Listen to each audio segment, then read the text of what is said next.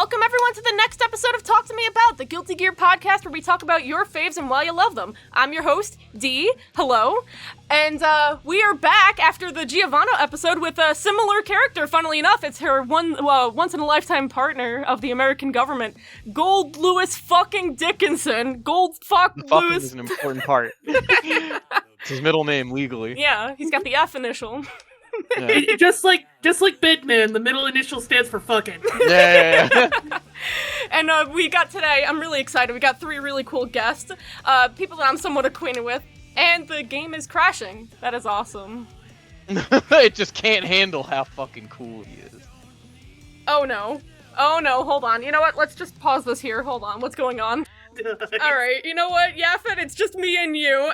So without, I guess let's just keep going. Jay, how do you feel about Goldlewis and the people we brought here today and the big man himself?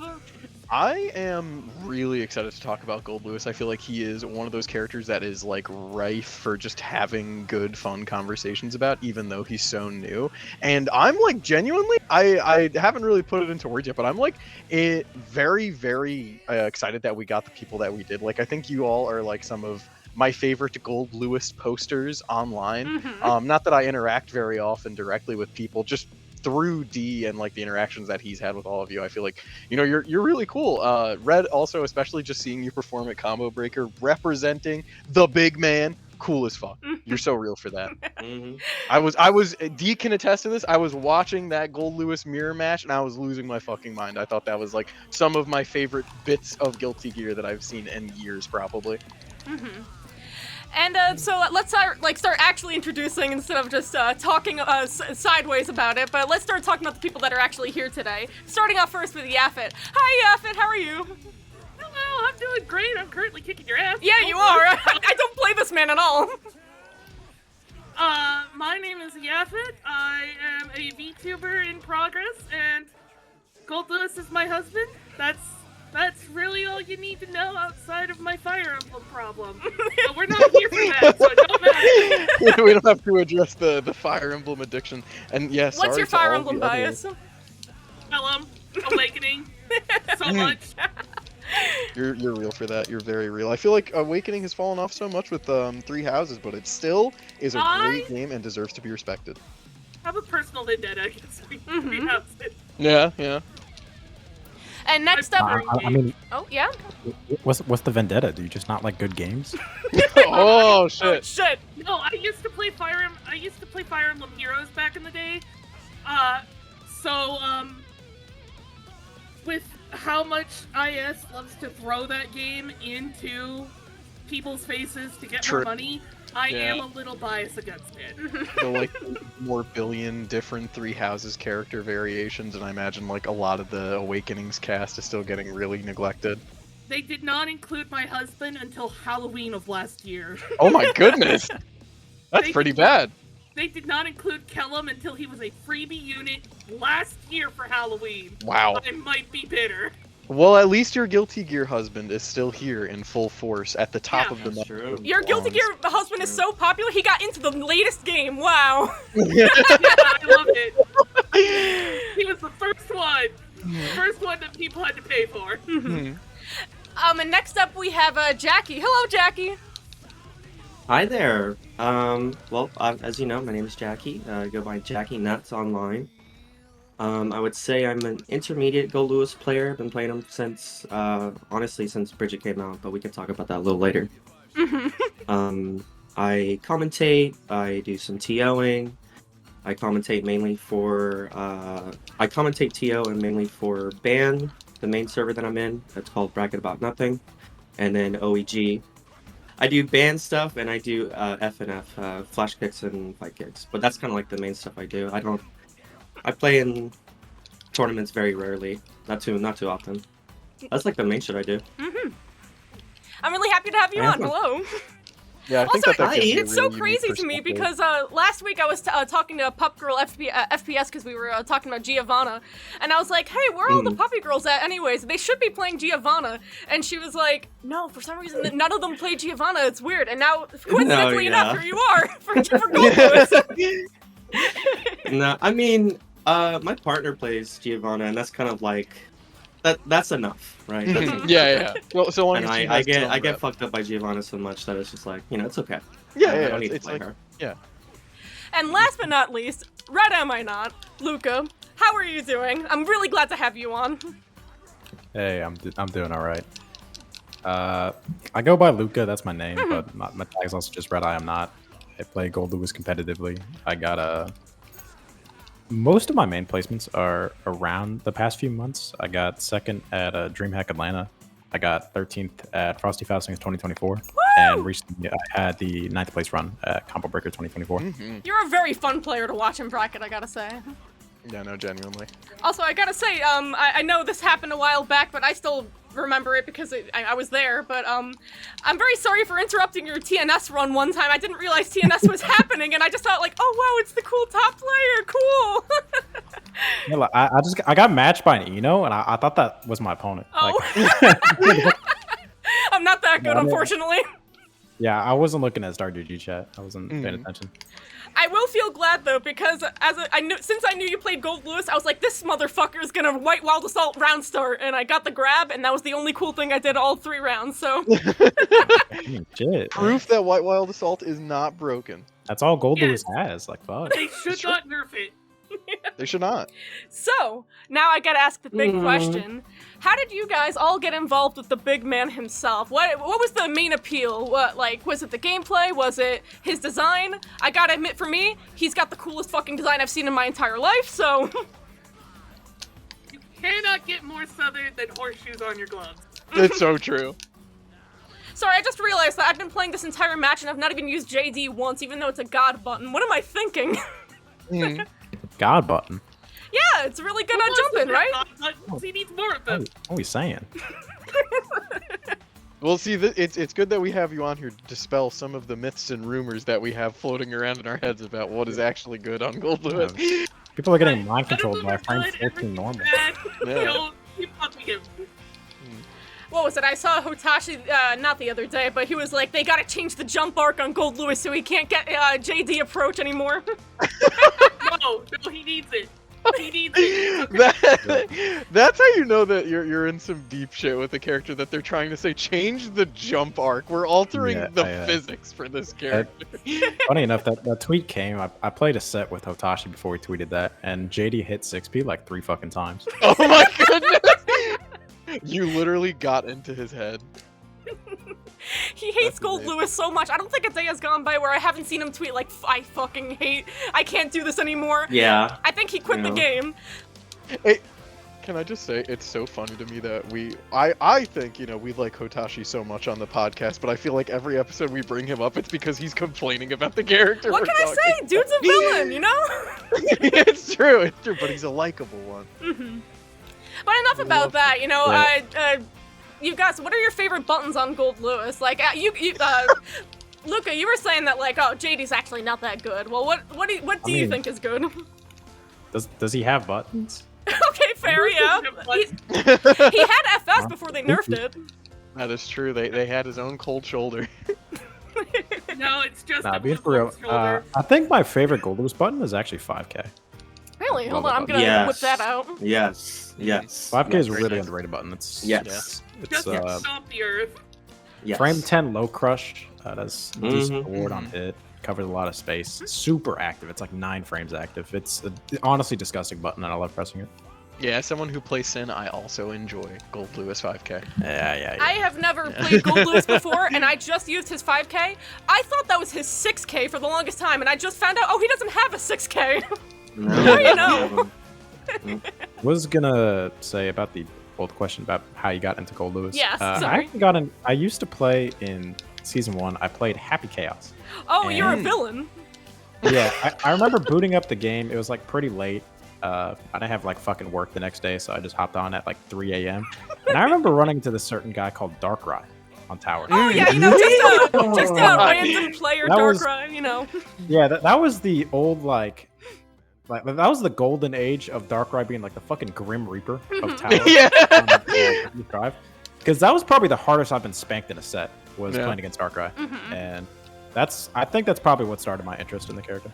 Hey, that guy I think the beat my Grim- ass. I gotta beat their ass. Well, I gotta see how the fuck I can do that to people. No, I think the Grim Reaper comparison is really apt because it's like you stayed too long in Tartarus. You were on tower for too long. He would Yeah. show Now up at like Darkrai's 2 fucking a.m. and just coming. farm people. It was Yeah. insane. Sorry, I'm playing Goldlewis right now, and I feel like my Eno player is coming out because I keep instant air dashing JS, and it's just not hitting the way I want it to, and I'm like, why isn't this working? That should just win neutral for me. Known for his oppressive air game. But, Luca, I gotta say, I cannot believe you're the tweet of the guy that's like, some motherfuckers will come home from a 9 to 5, a grueling day of work, and then play Happy Chaos online. But I'm glad you've changed your ways a bit, even though... Yeah, reformed. He's Now the, playing the best character. Jackie, how was it for you?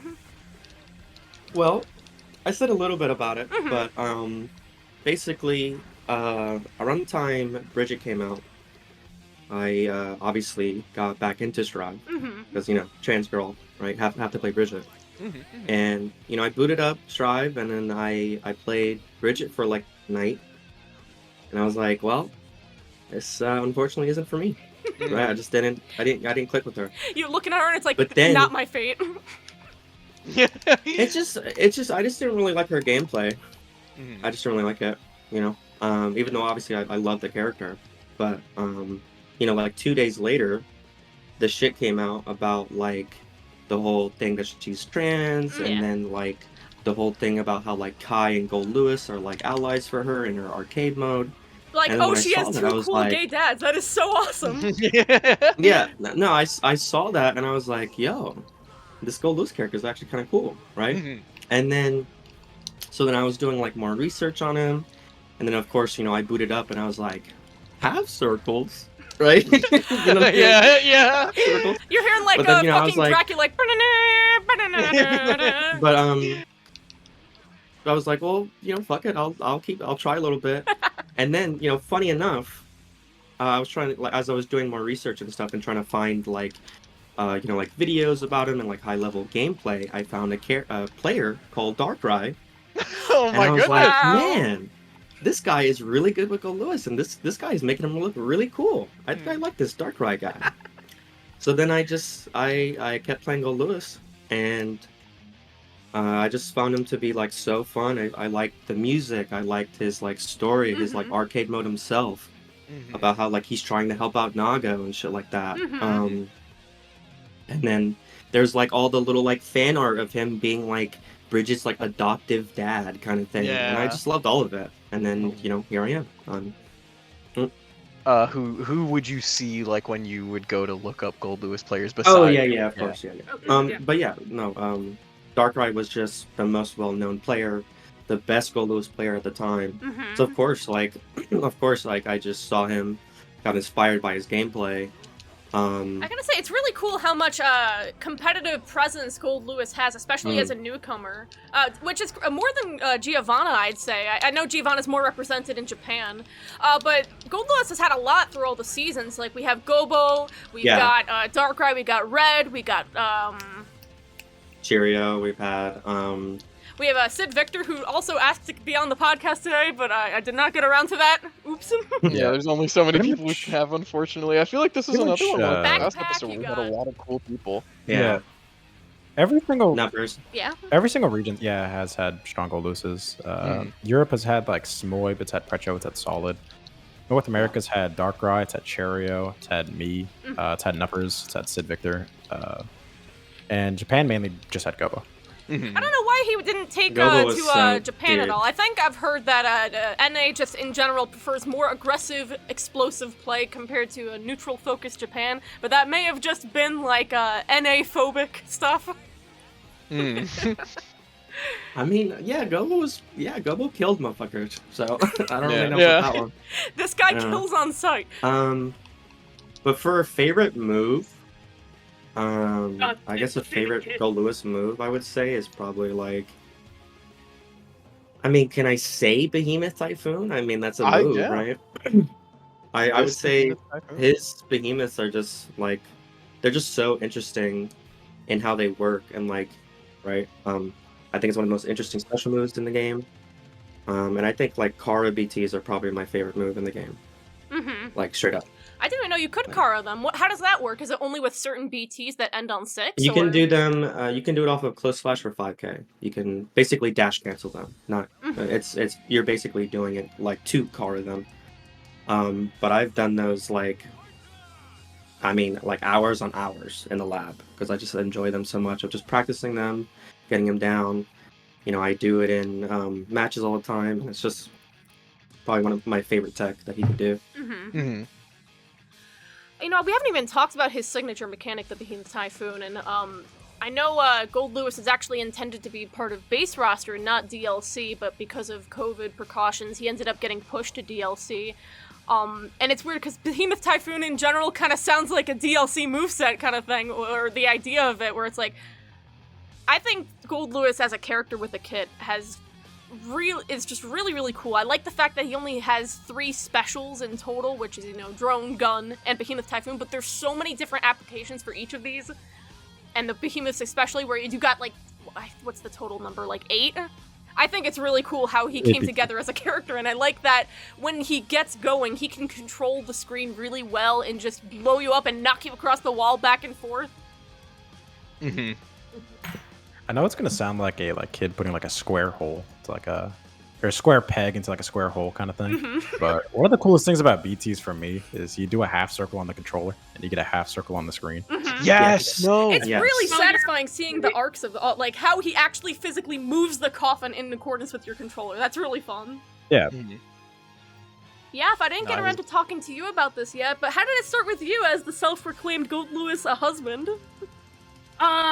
So, fun fact is that before Strive, I had never even touched a fighting game outside of Smash.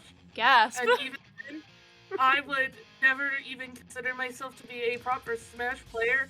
I played Mr. Game & Watch, and that automatically disqualifies me from being a Smash player. God, what even really started it? Who did you main in Smash? Are they similar to Goldlewis? It was Mr. Game & Watch. Oh, right. You like the random bullshit. Yeah, random bullshit go, which makes me think I'd really like Fast, and I do, but not to that extent.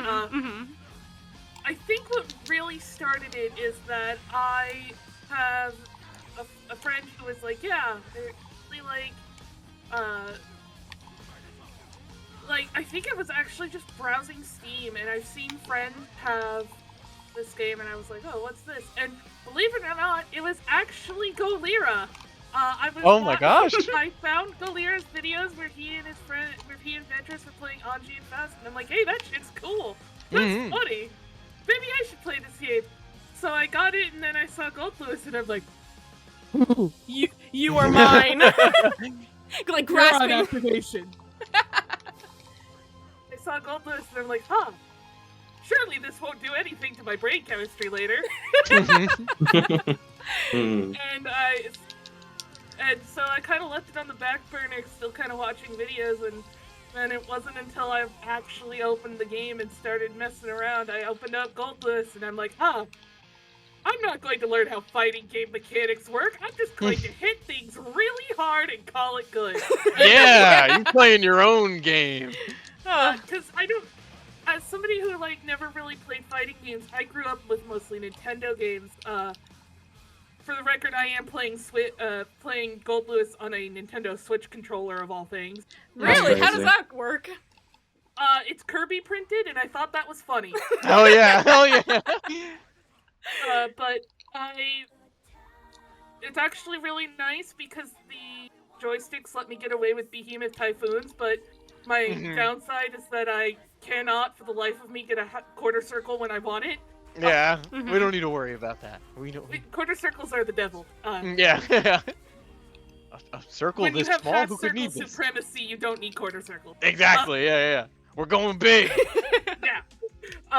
But I just started playing Goldlewis. I got thrown across every single floor known to man. And it just sort of stuck. It was like, yeah, I like this one. He's mine now. I'm really glad to hear that. And then, of course, I kept looking it up, and I'm like, oh, Daisuke, answer my emails, because clearly you have made a gay trans man and done nothing with him. I know. I'm so glad you brought that up because it's something I feel super passionate about, even though a lot of people kind of neglected it because obviously, of course, Bridget is the main star of the show when it comes to Bridget's arcade mode, and the monumental things that she has done, both for the fighting game scene and for people in general, well, where now people don't even think that Bridget Liker's play strive, but... like, Goldlewis had so many implications being the one that helped support Bridget through all that, and I think Goldlewis's arcade mode is really, with Bridget was really, like, a cool nod towards, like, especially, like, a closeted gay man, or, like, a trans man, or at least that's how it read to me, where it's like, he has a very lived queer experience that he is trying to help a, like, sheltered queer youth with, and I know a lot of people don't have that reading, and some people actually read him as being, like, a divorced man instead, but it hits so hard for me as a, like, fat, queer, gay, trans person myself, so, like, he's so fucking cool to me, and the fact that he's just so nice, a lot of people I saw too were like, wow, I can't believe Goldlewis is the one they picked for Bridget's arcade mode, you'd think he's the big American man, that he wouldn't be this, like, he wouldn't act like this, that he'd be, more conservative, but... God, it's so fucking cool. Like, he generally just likes the aesthetics of Americana rather than, like, the mentality of it, which I think is super cool. Oh, absolutely. I really like that part of his character, and I really like how even if you don't read him as explicitly queer, it's still kind of undeniably there. Yeah. Yeah, no, that's something I like, want to even talk if about you're too, like, yeah. oh, he's divorced, well, why is he divorced, Jonathan? Yeah. I think it's cool, too, that they kind of brought in... It's very slight, because, of course, the focus is on Bridget. But the fact that Goldlewis sits down and, like, actually goes eye to eye with Bridget and is like, hey... I had separate homes. I've gone through shit that I don't tell anyone about, but I'm telling you about because I want you to feel like you can still find a place. And the fact that Daisuke probably got this storyline from the fact that he has a brother that's in Exerd, that's in a completely different state, that is in, like, actual New York compared to Goldlewis, who's in, like, DC, or Neo-New York, I'm not sure. But, like, the fact that he was able to create this character arc, like, slight as it is, just from the fact that Goldlewis has a brother that he doesn't talk to is so cool. I think it's very fun. Yeah, to me too, funnily enough, I think it harkens back a lot to the Giovanna episode where I think Goldlewis as queer rep is so cool and important because it runs counter to a lot of the preconceptions people might have about what a queer man is supposed to look like, right? Yeah. Where Goldlewis is saying, like, no, there's like a very broad spectrum of presentations that you're allowed to adopt and just do whatever fits you. It's about living your own life first and foremost. This is what a queer man can look like in the same way that it could look like something else, right? And I think that that's really so awesome. And like you both highlighted, I love how gentle and understanding he is with Bridget, how we get that like softer side to him. Not to say that he's usually very like rude, but that a lot of the story mode is him being like very upfront and like very serious. So it's nice to see that he also has that like softness and that kindness to him, because I think that brings into perspective who he is fundamentally as a person, right? Is that he is the Secretary of Absolute Defense, and that means it in like the fullest extent. So he's going to fight hard against the people who threaten the family that he cares for, but also he's going to love that family so completely and so genuinely that it's like, oh man, it really gets me. I don't know. You could say it's like the mama bear archetype then, where it's like extremely big, empowering, and strong, but it's like, oh, because I want to protect you. Which is interesting too, because for a character, called the Secretary of Absolute Defense, he has no defensive mechanics, he is just full offense. Best offense is the best defense. It's true. They can't hurt you if they're dead. True. Also, I find it really funny that the person who is of the bear type is also a protective Papa Bear. Yeah. It's just I think in every aspect of Goldlewis's design, there's like so much great cohesion. Just like Luca was highlighting earlier, I love like from gameplay to design to like his role in the story and the way that he's characterized. Everything just comes together perfectly, and it's just like it's magnificent. I love that, you know, when you're playing Goldlewis, you really feel the fantasy of who he is as a character, and like every aspect of that is conveyed. It's so awesome. Mm-hmm. To move off of lore for a little bit, I just wanted to bring up, first of all, that was getting fucked in the corner. Thanks, Jackie. But second of all, I really wanted to bring up the fact that Goldlewis has dominated the meta during many different points in the game, and it was never for the exact reason every time, which I think is cool. Obviously, for Season 2, it was that drone was really powerful, and it allowed Goldlewis a very powerful way to skip dude. neutral. I miss the God drone, man. The God drone was so... I mean, the God drone was very, like, belligerent, right? And obviously, he wasn't supposed to have it. He didn't need it anymore. Yeah. Or, like, honestly, Goldlewis mates looking at their brand new White Walled Assault and saying goodbye to drone. We don't need this anymore. Friendship ended with Thunderbird. Now White Wild Assault is my best friend. Man. And then obviously the fact that Goldlewis is the big villain at the moment because of system mechanic White Wild Assault, which makes your entire body invulnerable, allows big body characters to move across the screen, and puts Goldlewis in the exact position that he wants to be in.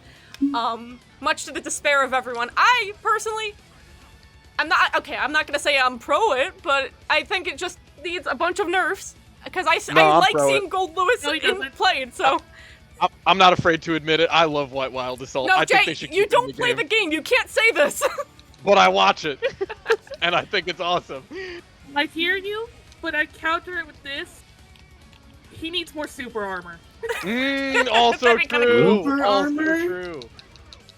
I think Goldlewis needs plus on block for everything. Yes. Red, you sound very silent. Are we saying horrifying things that we can't fathom? I miss Goldlewis /. Yeah. Dude! Oh my god, bro! I missed... There was Don't even get me started on the Goldlewis as a man. competitive character is kind of wild as like his history. It's very interesting that not. they said, oh, we don't want Goldlewis to have a clear way in, and we don't like that // is being used in neutral. And so they were like, we are going to take away drones, so now it dies on a hit, and you have to charge it up, and it's not the drone it used to be. It does not allow that full walk-up. We're going to take away // Yeah. and they actually changed JD, I think, a little bit. They made it... They buffed it in Season 2. I was going to say, whenever Goldlewis first launched, there was about a week or so, I forget the time period, where he had broken offense because on launch, Guilty Gear Strive had a really bad FD system. It would make the opponent more plus if they FD'd. Yeah. So, Wait, really? Goldlewis, yeah, FD Yes. would, I believe it was about 2 frames additional plus frames. You had an FD Goldlewis, but it would end up, he could checkmate you if you got in. But he didn't really have buttons. So after they patched the game and they nerfed FD, or they buffed FD, sorry, Goldlewis was in a really bad spot. He didn't have buttons. He didn't have that great of pressure. FD was really strong against him, all that. Season 2 was wild change. They gave us Godrun. They gave Goldlewis cars. Pretty much, that was one of his strongest patches, was the Godrun patch. Did Goldlewis make use of the dash cancel changes? I don't remember what season that Yeah, was added. that gives him dash cancel car behemoth typhoons, which is the main way he runs pressure nowadays. So it makes him better. It's easier for Goldlewis to stay in versus FD, and he can also threaten some DTs he previously couldn't against FD. So that patch, Goldlewis is really good. Some people said top 3, top tier, whatever. I mostly viewed him as like a gatekeeper. Drone is really good at invalidating every character worse than Goldlewis, but the top tiers of the patch had decently good ways to deal with Drone. And Drone on offense was obviously super fucking broken. You get a throw, you drop Drone, you do a throw again, they can't do anything about it. If they tech it, they block the drone. If they jump it, they get hit by the drone. If they mash, they get hit by the drone. Like, there was nothing you could really do against Drone. It was really broken. They nerfed that in Season 2.5, and that was the state a lot of people really know Goldlewis for. That was a lot of that was the patch where Darkrai got most of his placements. it was relaxed. I don't think Goldlewis was all too strong or all too broken in that patch, but he was all right. He was a solid character. I'm trying to remember the first major that a Goldlewis won. I think it was Red Bull. I don't know who won that. Was that Darkrai? The first and only major Goldlewis has won was Red Bull Kumite with Gobo won it. Yeah. Oh damn. What a fucking goat. Goldlewis has not won a regional sized event or major since. Oh my goodness. Well, clearly we need to start being the changes that we wish to see in the world. Let's just get out there. Yeah, I think I'm ready to pick up the coffin. He has a bit of a ninth place curse. It's kind of heartbreaking. He's never the top Goldlewis- 5, but he can gatekeep other low tiers. Not that he's low tier. I mean, like, he's in the same position that Ramlethal is in, where it's like a complete bracket demon, but not always consistently hitting top 3, right? Mm-hmm. Like, Darkrai got ninth place at Frosty Fastings 2023. Cherio got ninth place at Frosty Fastings 2024. And I got ninth place at Combo Breaker 2024. So Goldlewis has always been right fucking there. Yeah. And he's always just been the forward. Rang 13, I believe, has been Rang, placed... actually, sorry. I just slept on the GOAT. My bad. No, Rang is the GOAT. Yeah, Rang got 7th place at EVO Japan, so he didn't break the curse. He got a top 8 at a big major. Yeah. Cherio also had 3rd at CEO Taku. Well, technically, he also got 3rd place at the Brazil major, but I don't know if that counts because it wasn't as big, but... It was more regional size. Yeah. It depends how strict you are about the definition. I think if you want to be like annoying and like a nerd, then the only top 8 at a major Goldlewis really has is Rang getting 7th place at EVO Japan. Sorry, I'm just thinking about all the Goldlewis haters probably watching this, and they're like, "You motherfuckers, you cannot be downplaying this." But I am all for it. In fact, I want it. Yeah. No, absolutely. I think he deserves more love. And on the subject, actually, if there was something or a few things that you could change about Goldlewis, like, what exactly would you do to change him? To either make him better, to make him a little bit easier to play? Like, what's the changes that are necessary for the big guy? What changes are necessary? Well, Give me back that I'm R sorry. slash. Could you repeat the question? Oh yeah, just like what changes would you make to how Goldlewis plays to like either make him more competitively viable or just like more fun or more easy to play? Goldlewis is probably one of the most represented characters in competitive. The problem he's strong. I want to say most represented. I think the biggest thing about him this patch is White Wild Assault's obviously overtuned. It should be nerfed.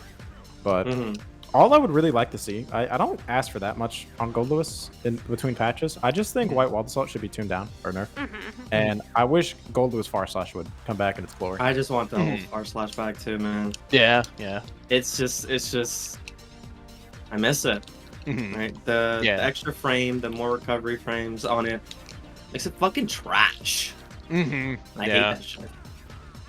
So yeah, I think that's a reasonable trade-off too. Is just like take away one of the like most insane like fucking full screen engage tools and just give him back like something to do, like a decent button. I feel like that should be like 2S. Get rid of the fucking hand hurt box. Yeah, that's they so use 2S weird. more. The 2K buff was pretty nice, right? You can kind of 2K people now. I don't think they're ever gonna change punch, so it's not, or both punches after they buffed 6P, right? It used to have the worst hitbox ever. I remember when Goldlewis launched, that shit sucked. It took them a while to fix it too, I think. I don't remember when they did. I'm glad that it's a bit more usable now. They buffed it in both seasons 2 and season 2.5. It was a very bad button. Yeah. And obviously, I don't feel like 2P's that good, but I've also seen Rank 13 get a full combo off of 2P, so you know? 2P's really good. 2P's really good, I just wish it hit low. Lower. It has one big weakness, which is it has a really hard time dealing with people in your face doing low profile moves. Yes. Yes. But otherwise, it's a great anti-air. Frame data is stupid good. Hard knockdown on hit. And if you time it properly, you can get a safe jab on Goldlewis with 2P. Whew. I gotta practice that some more so I can get the roll in the chord. I guess another gameplay-centric question that I had is something that I like to ask on every podcast, which is, how much player expression are you really allowed when you're playing Goldlewis? Like, would you say if you watched a replay that you could tell, like, oh, this is Darkrai's Goldlewis? Yes. Yeah. Yes, you can. You wholeheartedly can, and When you put me on a quiz show, like put all the Goldlewises on the same color and like ask me to tell them apart. I got it. That's Yeah, awesome. yeah, I think that's it. I could call some of them too. I definitely could. You know, it's No, I think crazy. You that's could show fucking awesome. gameplay of maybe like one Ram clip and it'll be like, okay, that's SQ. Doesn't matter who else it is. I got it, you know? And then you compare this to Goldlewis. I think it's besides the fact that he's got so many different inputs, that he can do so many different moves. There's just so many different ways you can navigate neutral and like combo expression, I think, that allows you to really pick out a Goldlewis. Fuck. Yeah, you see a Goldlewis like just hover in the air for like 15 seconds, and then like right after do some like BRC mix. That's Gopo. Like that's Gopo. That's gonna be it every time.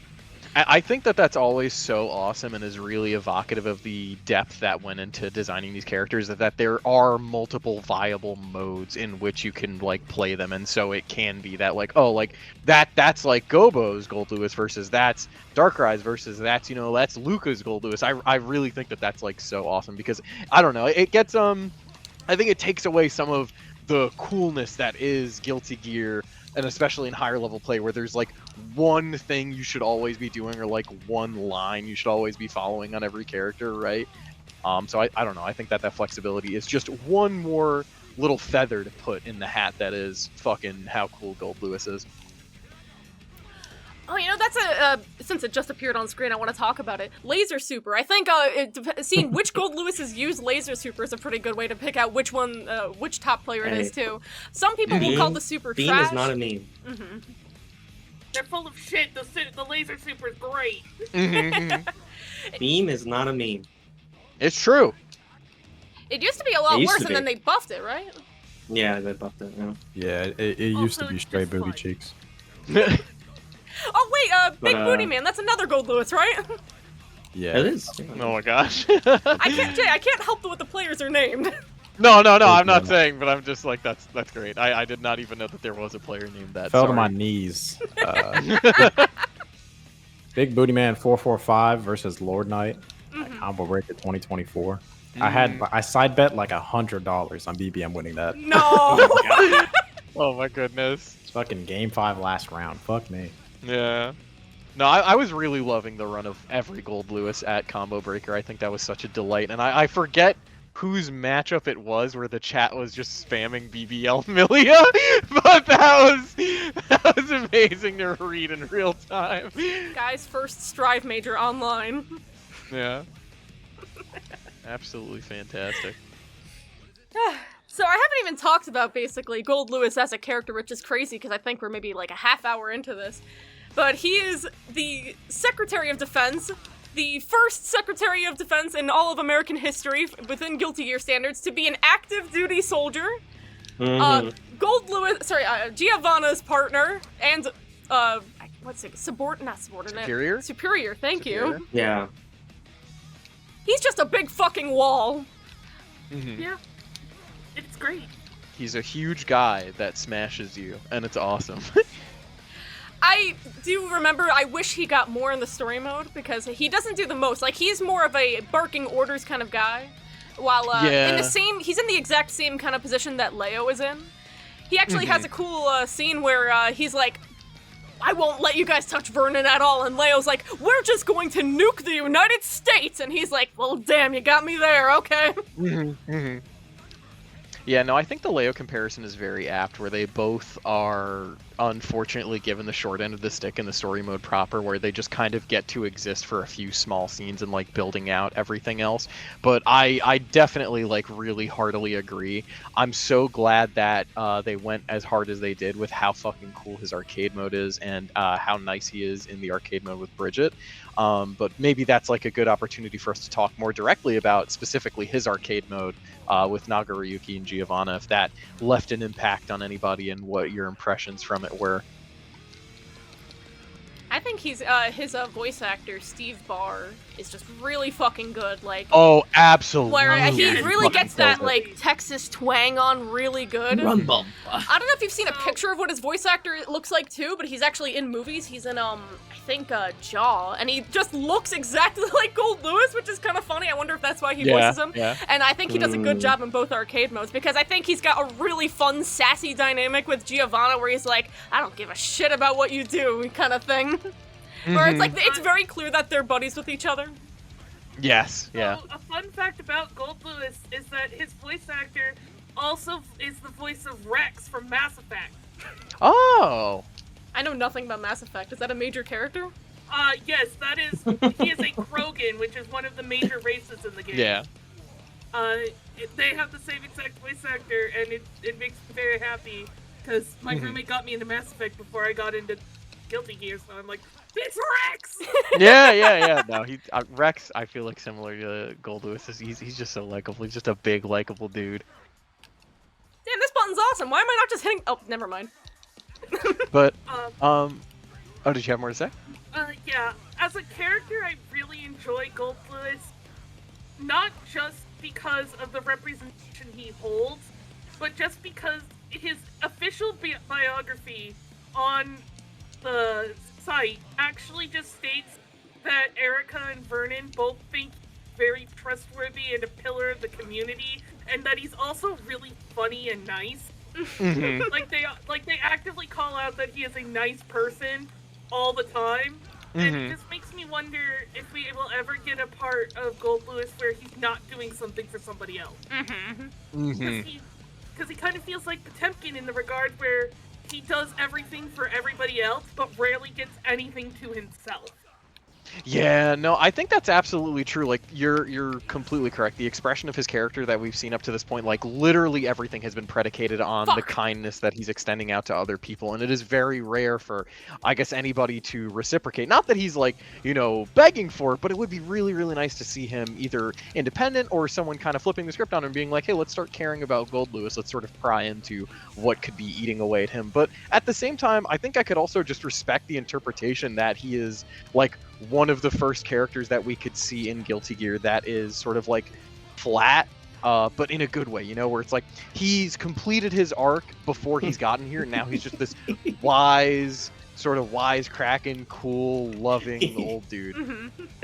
I definitely would agree with that, but I'd also think it would just be nice.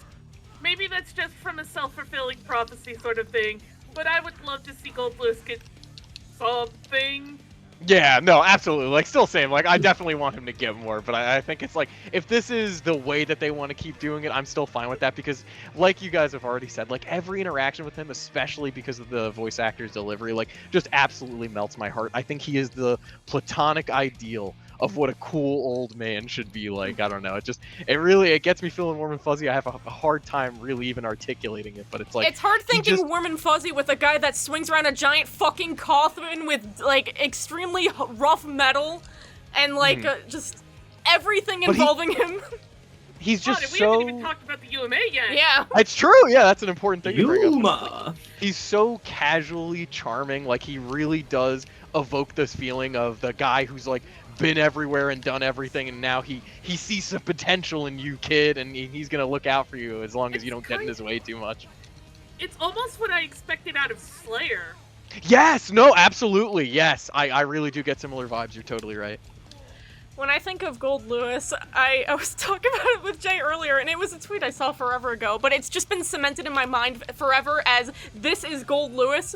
And have you guys ever seen the video of the old naked man and is like, actually he's in his boxers and he's coming outside after like the Texas plant exploded and it's the middle of the night and he goes outside and he's like, holy shit! Holy shit! Yeah. Yeah. Classic. That is, I think I have the video. Holy shit!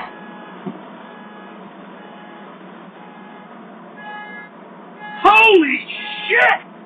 harkening back to what you were saying too, Yafet, I think it's like that's another aspect that really does help to make him the Secretary of Absolute Defense. Is just that like everyone who knows him gets that feeling of security that I think we get playing as and watching him in the story, where it's just like he radiates such positivity and like, oh, I know I can be safe with this guy. I feel like he knows what he's doing. He's looking out for me and he really cares. Like When it's are we gonna get that shield move, huh? Yeah, true. He does a huge fucking shield and he catches a nuke. Sorry, not nuke. Just a missile, and then throws it back. Mm-hmm. And then in Strive, it's like he's a coffin McSwingman. Mm-hmm. Remember when Goldlewis was first coming out, and I don't know who was it, but someone made like an entire music video of like what Goldlewis would be like, and it was just him and Goldlewis cosplay with the UMA. Yeah, so a mustache villain is one of the goats for that shit. Yeah. 'cause Oh, it's yeah. Just like the little like preview of like what Goldlewis would be like, and honestly, some of the shit he came up with for Goldlewis is honestly like interesting. Of like, oh, you eat the burger and then you have like super arm. I remember He has that. the Yeah, big yeah, nut. yeah, yeah. Right? Cool, though. And then like You know, the these are the super buffs where that he will Sin throw needed. you. No, yeah. The super where like the alien, you throw the person into the coffin and then like the alien will fuck them up. Mm-hmm. I would have Um, loved if we got that. No, yeah, that shit would be cool. Speaking of voice actors and stuff like that, my voice actor is the Japanese is my favorite, but the English is really good too. Mhm. There's this mod that you can do where you can like put the English on the Japanese, and I put that on sometimes just so I don't have like the whole game in English, but just him in English. Mhm. Mm-hmm. It's pretty nice. Yeah, And I another agree. thing I really too, like hearing the Japanese voice actors scream, which sounds weird, but he's just got really good yells when he throws the behemoth typhoon. And obviously that's the voice pack people will have. Damn! Like, he really puts that shit in there. When he says that. He locks in. Puts his little gussy into it. Oh Jesus. God. The glossy? Oh shit. No, never There mind. was this Joke over. Joke over. Taking there it was this back. video I saw a while ago that would do like all of the voice lines in their respective like languages, right? Mm-hmm. But for this specific video I saw on YouTube, they actually had like every single line for him, right? Oh, so wow. like damage noises, him doing RCs, him doing like him just doing a bunch of shit, right? Like Mhm. supers included. And in that video, there's actually a cut line of him doing an extra super. Wait, Right. so they actually did plan for Shield Super? No, well, I don't know what the super was going to be because in the line, right? So in that part of the video, he does the whole like down with the system, right? He does like the Mhm, different mhm. levels of it, right? And then he does, burn it down, where it's like, search and destroy. He says some other shit I can't remember. Let's party. Let's party. Mhm. Yeah, he says some shit like that. But for the cut line, all he says is hell yeah. Oh, that's And that's cool. it. He I has wish like we 3 had different hell yeah. versions of it.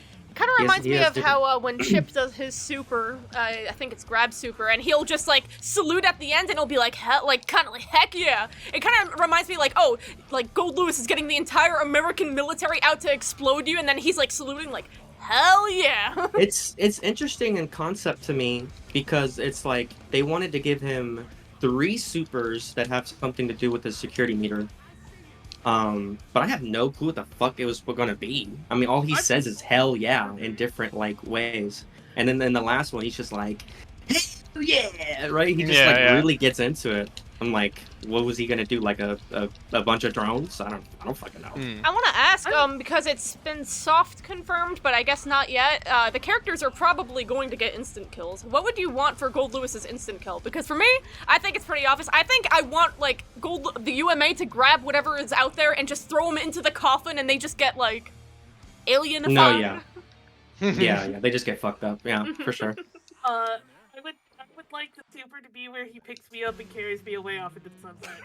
True, the canon one. Is he riding on a horse or is he riding on the UMA? It crawls around like Kafagrigus does in Mystery Dungeon. Yeah. You're both sitting atop, but that's great.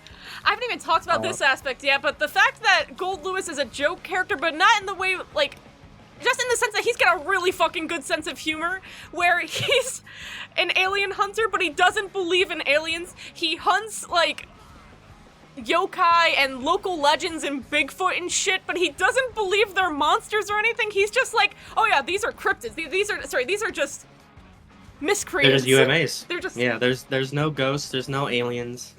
These are just no animals that doppelgangers haven't exist. categorized yet. It's so funny because he'll walk up to Faust, he'll walk up to Zato, Ramlethal, and Testament, and they'll have these magical beings, and he'll just be like, cool pet you got there. You got there. Must be an animal I haven't seen before. I also do I've always appreciate been that. under the impression that's kind of like his good humor coming out too. Like I think he does know that aliens exist, but it's kind of like, oh shit, you didn't see anything. I was gonna- sure. Huh? That What's in this Totally coffee? what this is. that is another essential component of a fucking cool old man, which is that they have a bit that they will not stop doing for anything. And I'm glad that Goldlewis definitely has that with his obsession with UMAs. And like you said, I love that he's talking to Zato like, oh, a fellow UMA enthusiast, let's fight them like they're Pokemon or something. I think that's really great. Hey, if he's a Pokemon trainer, is he ground? Oh, well, I mean, would he's gotta actually be, call right? him a ghost trainer. Well, he's Not gotta be Oh, ghost. he's ground ghost? Yeah. Maybe rock? He also kind of reminds me of Steel? what was that? The sergeant from the Electric Gym leader in Gen 1. Lieutenant Sarge. Oh, yeah. I would actually call him either a ghost or a psychic trainer because of the Pokemon behemoth, which is an alien. Oh, yeah. Sorry, that's my third special Fuck. interest. No, Pokemon. you're real for that. You're real for that. I think that was a warranted comparison. Jackie, do you like putting cats in trees and watching orphans burn and hitting people with cars and completely beating No. my ass here? Yeah, I think for me the obvious comparison in terms of like Pokemon, if I just could say one more thing about this, probably it's very superficial, but Clay is like the first thing that comes to my mind for Goldlewis. Oh, I love Clay. I know, I think he's awesome too. Is that the ground guy from 5? Yeah, the cowboy. I always liked him. Yeah, no, he's awesome. I really love his personality.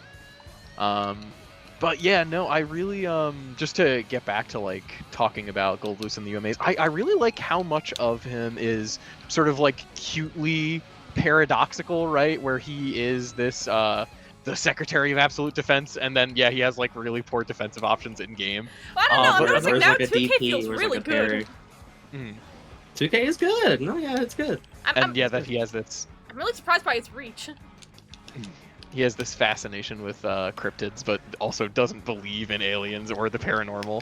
But another thing that I really wanted to highlight that I thought was really fun about his character is the fact that, like, he's very clearly an agent of the U.S. government, but I think he also believes really strongly in a lot of ideals that a lot of people would more closely associate with, like, being punk, and a lot of the music references for his character also harken to, like, punk songs or bands. Yeah, the fact System that of a it's Down. down with the System of a Down. Yeah, and it's like he is the Behemoth. system. Mm-hmm.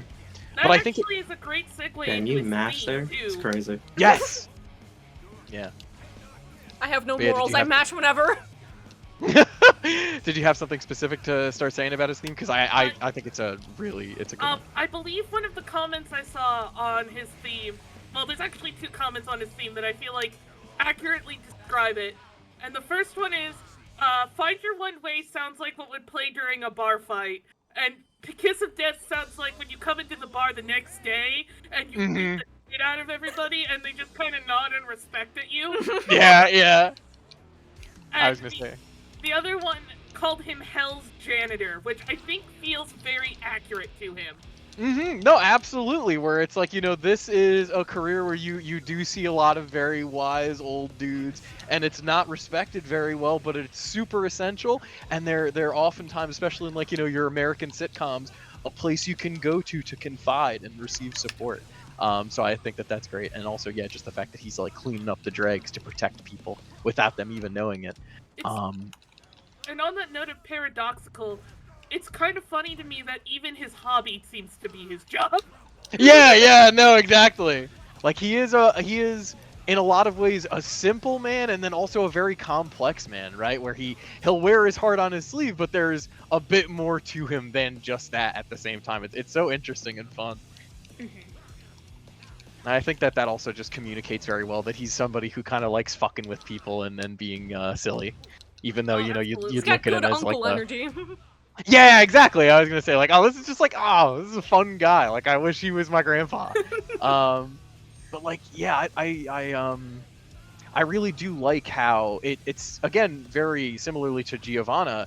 It's evocative of kind of his person-centric ideology, where like even though he's like one of the biggest people involved with the American military and like government, that everything that he does that we see is really primarily motivated by the individual. You know, a true American to his very core, where he's like, I'm here to protect my family and do what I can to make the world safer and better for everybody, right? You know, when he's in his arcade mode with Nago, the thing that he's thinking about isn't like, how can I eliminate this dangerous individual? It's how can I put the resources I have at the government to work to make a life for this man, right? This person who has been scorned by literally everybody else. You know, it like his wall of absolute defense doesn't just end at the people he knows immediately. It extends to everyone. He's seeing this dude that needs defending, and he's like, let me do something for you. Let me make the government work for you.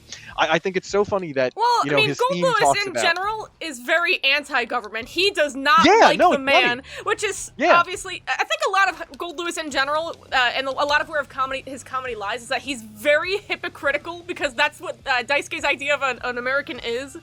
Where obviously he's an alien cryptid hunter, but he doesn't believe in them. He absolutely hates the government and the man, but he is the man.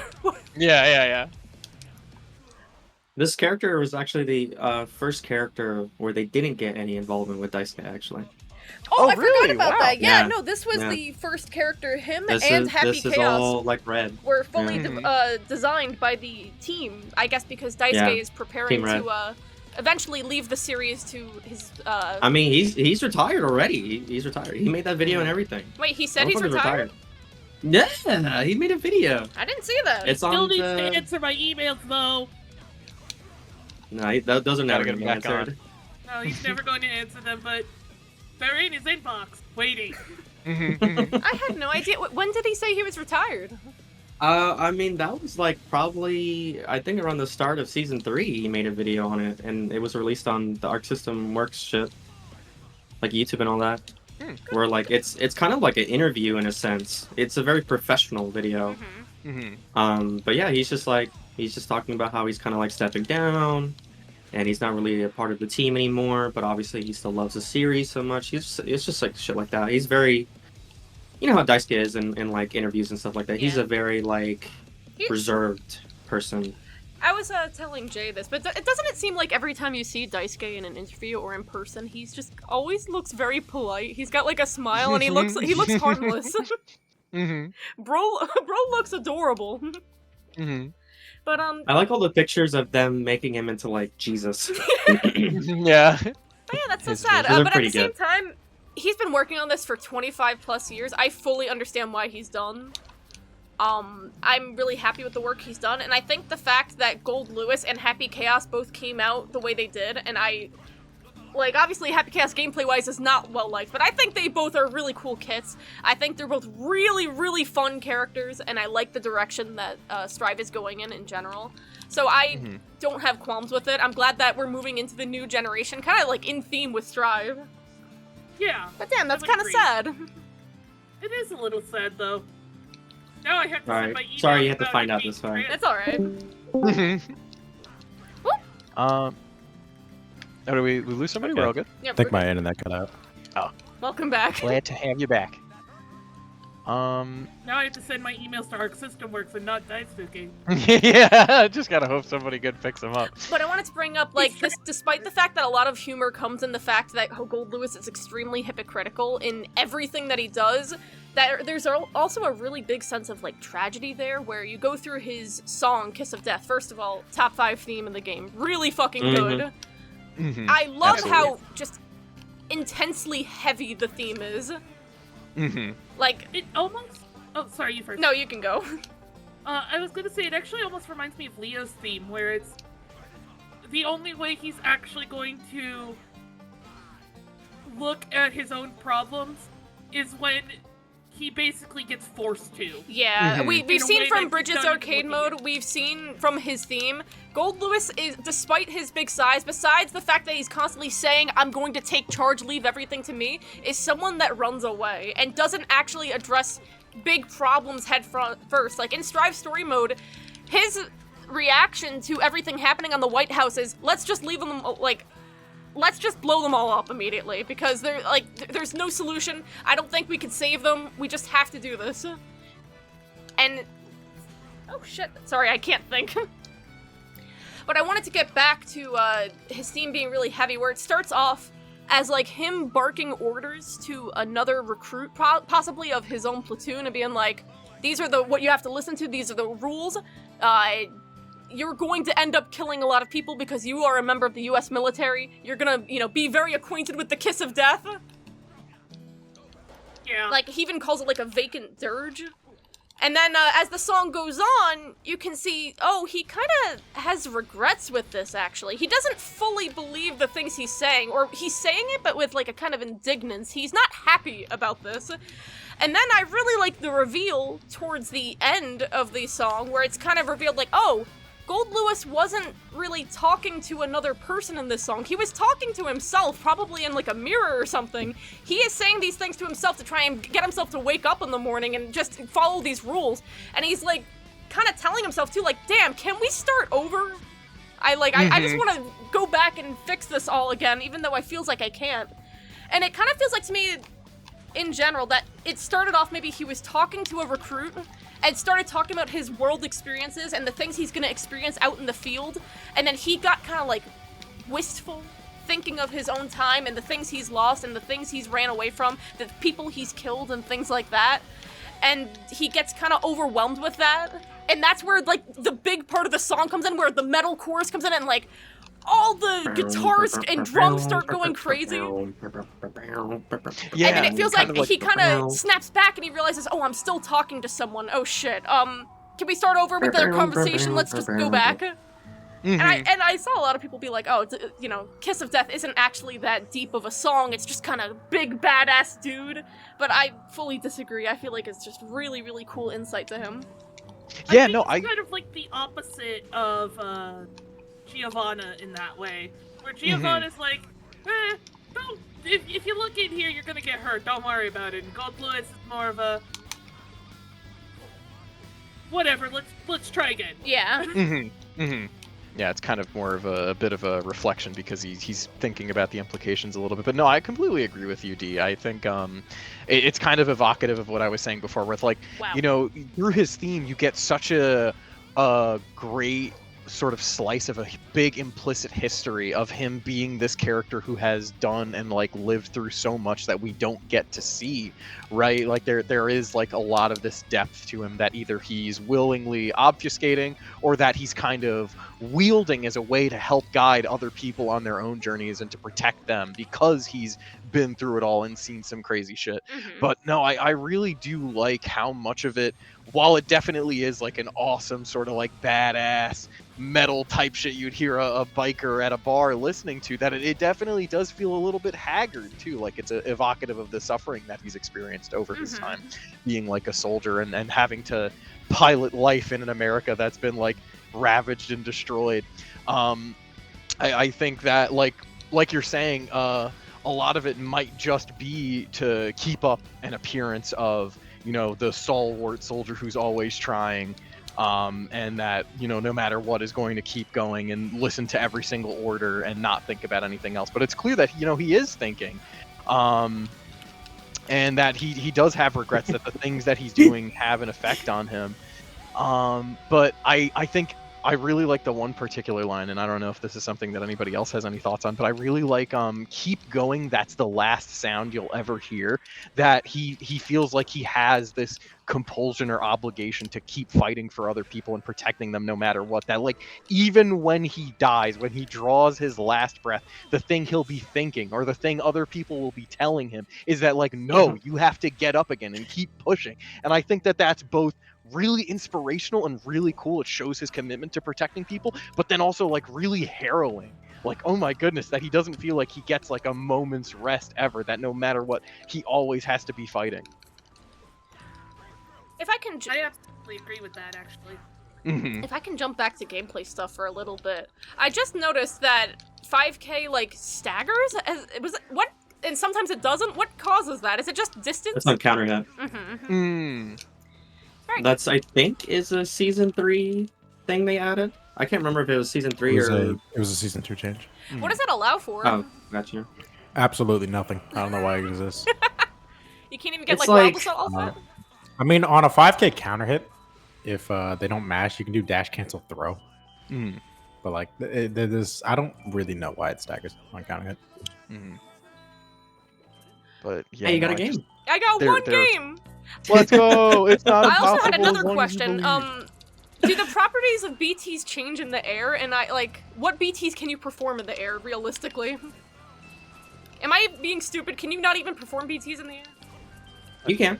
You can, You can do all the same 8 ones in the air. if you're good. Mhm. I mean, they're not that hard. You just do it. I have to put like an 8 input. Right, you just do it. I mean, As it is. The main I- difference is BTs in the air do not have the same properties as do in the ground. Mhm. Yeah, none, not of at all. none of the air BTs guard crush. Ah. But mainly the only real use of air BTs is they're a niche air to air, and they're used to combo from like JD or from a jumper. Mm, Damn. that makes a little bit more sense because I was You going can to say get I a do see BT off people of throw them out JD. every I so didn't even often. realize that. You like that Yo Johnson I just did to you?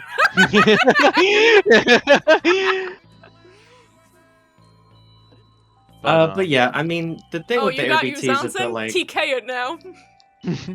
well, I mean, you could, but it wouldn't really like hit like a Yo Johnson. So Aw. that's why you just do the cross up 684, and then it just, you know, Hmm.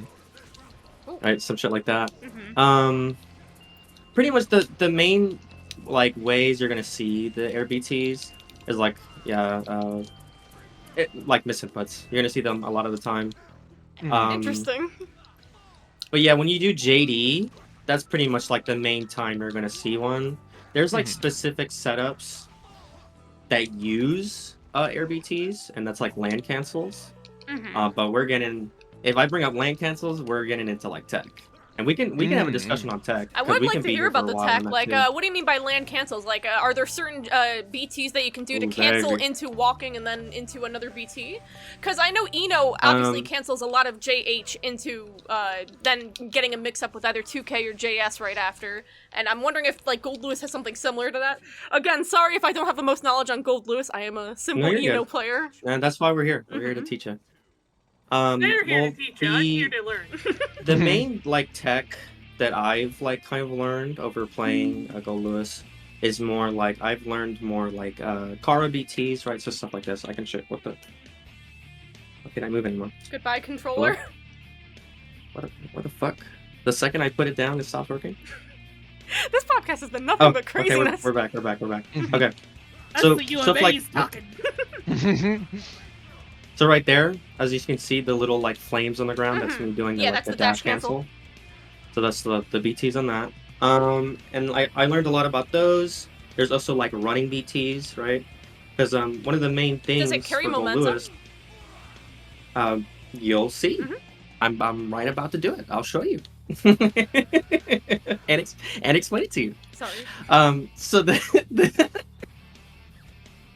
so the thing with Goldlewis, right, is like one of the biggest things is doing raw BTs with him, right? And a lot of his tech is also doing BTs off of buffers, right?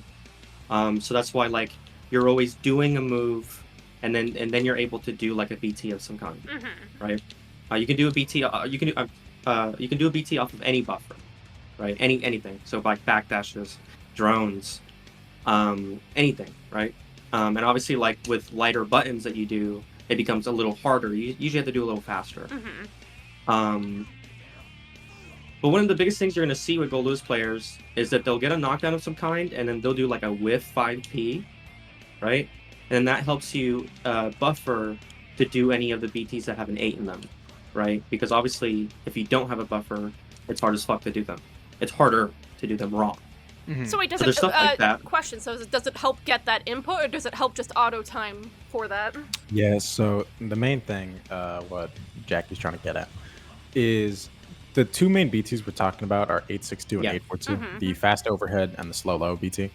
Both of these start with an 8 input, meaning that once you start like trying to do the BT, you press the 8, you have 5 frames to do the input if you don't buffer it behind something, right? So running BTs is the first way, or the first like kind of trick to doing them in pressure, is you buffer it behind something, either like a whiff button, or you just do it after the opponent blocks something. So you hide the input in the block stun or during the recovery frames, and then you do the input, and it'll come out, and you don't have to worry about like the 5 frame like leniency you have to do the BT. I see. Because you're buffering it. Raw BTs are the other hand, where instead of buffering behind something, you just do the 5 frame input. You do an entire half circle up down It's within just hard 5 as frames, fuck. and you get it standing. But yeah, so right here, I'll show you some running BTs. I was already kind of doing some, but right. So there's differences in how some people do it. Some people just do that shit like anywhere, right? But it's straight up just like you do a buffer of some kind, and then he runs forward a little bit, and then you get the BT. So how you actually do the method, right? There's like 2 different ways, but the main one that I know like Bedless said for a while, that's one of the homies in the Goldlewis Court. So you do 896 dash macro 2H, right? Let me see that. Right. Shit. Now of course not what I'm trying to show. Oh my goodness. And now I'm not doing it at first. Any there you go. particular place on the screen you would want to be doing this, or is it just in neutral? This is just part of core. I mean, Lewis you can gameplay? do it technically wherever. It's just like obviously. Its main application is on offense. Yeah. A big part of Goldlewis as a character is he can only really threaten like by itself. He can only threaten like an overhead or low after you block something. It's really hard for him to do it just raw. So doing running BTs or even doing a raw BT makes it so your opponent has to be fucking like locked in, because you can just do a random overhead when they're not expecting it. Yeah. A spot that you usually can't get one. But yeah, that's me. That's me doing it right there. When you see him run forward a little bit and then do an 842 or 862, that's a running BT. So is it that Goldlewis also gets like a really fast high-low mix-up off of this? So you said the 2 BT. Does that other BT hit low? Yeah, the other BT hits low. Yeah. Dude, but on some characters it's hella annoying, like Faust or Pot. If you're too close and you do 842, you'll hit the upper hitbox of it. So it's not. It's just a fucking like mid and shit. It doesn't hit as a low. Yeah. But that's like, you know. As a more general Specific, question, like- matchups for Goldlewis. How do you guys feel best and worst wise? I'm not actually sure what it is for Goldlewis. I know for me personally, I like being able to HCL in neutral, or at least I was able to until all the neutral changes happened, but... I think, in my opinion, I think the best matchup currently for Goldlewis is Potemkin by a mile. Yeah. I would Is agree. probably one of the worst matchups in the game, like by numbers. Pot Oh, man. gets fucking destroyed. It's Oh, really bad. jeez. Why is that? Yeah, Like, what, is it just, like, Pot has nothing to contest with, like, to frame mash, or... It's that Goldlewis as a character is like not talking about White Wild Salt for right now. Yeah. He's meant to have a slow neutral. He's meant to have to kind of work his way in. White Wild Salt, of course, changes that, makes it way easier to get in. But against Pot, he has a bad round start versus Goldlewis, so he's already struggling from round start. And on top of everything, he has god awful neutral into Goldlewis. So Goldlewis doesn't have to work his way in. He just can camp Pot, and there's not really anything you can do about it. Pot has no real way of getting Goldlewis off of him. His defense against Goldlewis is really bad. And uniquely, Goldlewis has this against Pot whenever he's running offense. If he ever RCs a BT and runs in, he can get a meterless 50-50 fuzzy off of it for no reason. Oh my Because gosh. Pot, whenever he Pot's guard crush animation is so fucking big that for Yeah. some reason Goldlewis can just rising overhead him from anywhere. Insane. Jesus. He doesn't get the same off of, like, Nago, though? Nago's got a big hitbox. No. Pot is the only character in the game that it works on. Because it doesn't work off of their, like, hip hurt box. It works off of their, their guard crush animation. Every character has a unique, like, guard crush hurt box. Got it. How's the Nago memu? I kind of figured that was 50-50, right? I don't like fighting. I think it's good for Goldlewis. Me personally. Mhm. It's like 5.5. Then again, I think the characters I don't like fighting are kind of similar to the characters Potemkin doesn't like fighting, which is anybody who can hit me on the other side of the screen. Yeah. You just struggle to get in because of them, yeah. Like Axel Lowe. Get back here, you blonde British bastard. Yeah. It's weird in my eyes. I think the best matchups Goldlewis currently has in this patch are against zoners. Yeah, That's- zoners are just not doing well this patch in general. Like, Axel's not great. I think Bridget's fine, actually, but never mind. But Bridget's not really a zoner more than she's just extreme mix-up. Testament obviously It's gets just shit like on. the characters that Goldlewis used to struggle against are the ones that had really good neutral against them. They could abuse his movement. But White Walled Assault makes it hard for most zoners to run a game plan against Goldlewis this patch. Axel in particular is fucking awful for Axel at a high level. It really sucks. You said zoners, and not to feed into the funny discourse I saw the other day, but I'm remembering the rank 13 versus Peppery Splash MU, or sorry, not MU, just their match in Brazil, where it was Peppery brought out the Johnny and just kind of kicked Rang's ass, and Johnny, to me, feels like a zoner. Obviously, he's more of a normals-based and not exactly a zoner. I know the game classifies him as one. The matchup is weird, and at least the patch before it was pretty hard. Because Johnny, it's not his zoning that fucks with Goldlewis, it's kind of his buttons. They're very annoying. 6K covers a lot of Goldlewis's jump angles. It's really hard to jump against Johnny. And it's... I don't know. It's actually a really weird matchup to talk about. But for the most part, Goldlewis just had a weird time moving around Johnny without White Walled Assault. Well, what happens round start in that matchup? Is Johnny just going to immediately go for FS, and then what does Goldlewis do there? Like, jump JD? Goldlewis can hit Johnny / with 2P on round start. Really? And there's pretty much there's RPS around either Johnny goes for a / or Goldlewis goes for either 2P or JD. And there's just RPS around those two buttons. What are Goldlewis's usual round start options? Like, I didn't even think of 2P as a round start, but it makes sense now that I'm playing him. 2P is niche. It's only really used in a few matchups, like Johnny. Mainly, Goldlewis's round starts, White Walled Assault works in every single matchup. / is a bit niche. It's not used that much. Microdash 6P is used as a counter poke. 5K is used as a counter poke. Sorry, I'm trying to imagine when Microdash 6P would be used. Like, just someone that... Viking. It would be used to beat / like Johnny or Viking. Like 9-frame / that Goldlewis can't beat otherwise. Yeah. So, like, I do that against Viking all the fucking time. And it works a good amount. But if you don't do the microdash, the 684 you do after the 6P won't hit. So then you're not going to get your knockdown to start your pressure. So interesting. But you have to Is do a this little something microdash. that's recent because of the 6P changes, where it's like now this is something that's possible? I mean, it's been like that for a while, because Season 2 was when 6P got buffed to being usable normal. It used to be really bad. It just feels hard for me to conceptualize because of how weirdly stubby 6P is. Yeah. It has 6P has two main issues, where it's -16 on hit for some fucking reason, because it has a lot of recovery.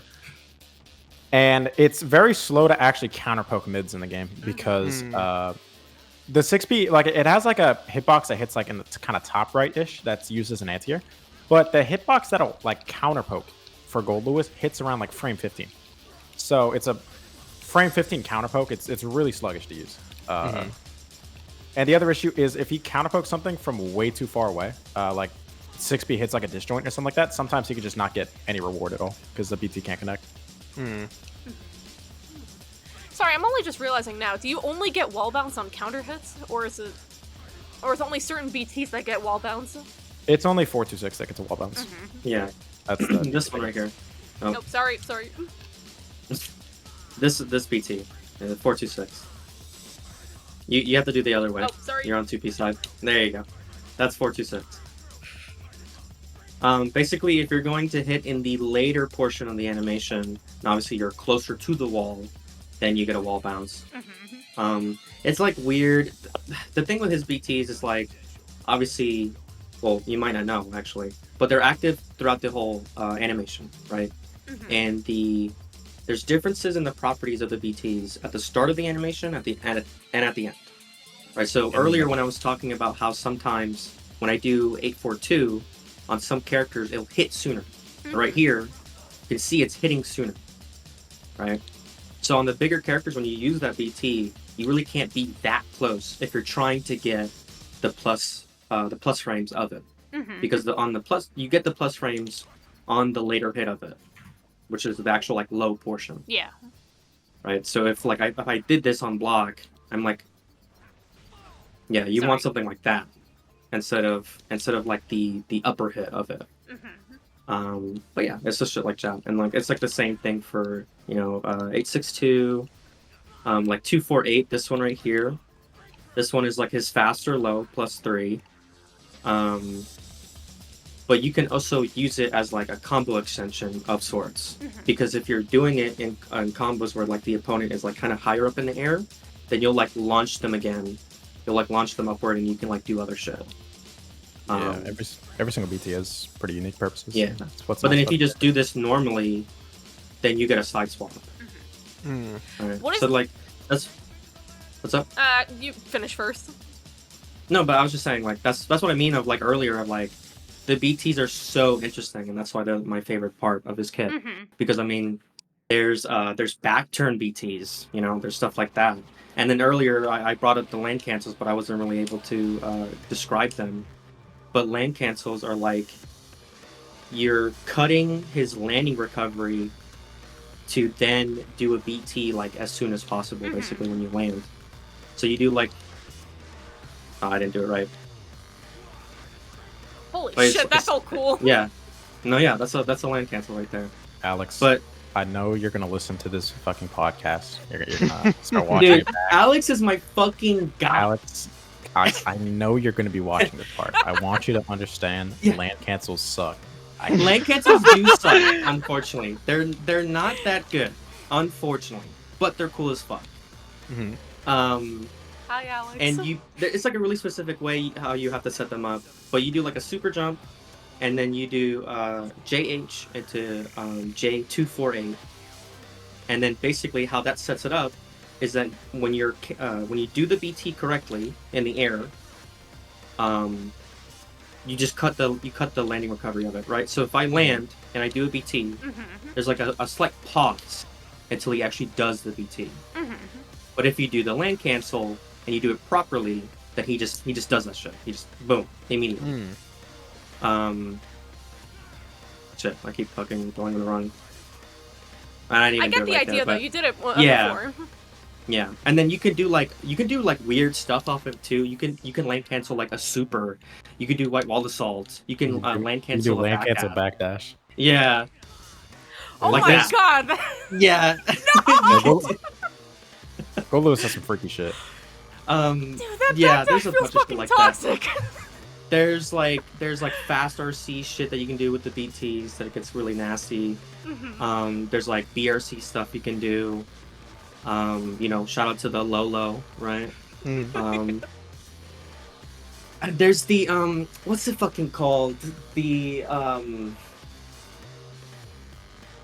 it's like this I can't remember what it's called, but you do like a 5K into a BRC mix, and then you like Oh yeah, the Aurora Borealis Back Breaker. Yes, thank you.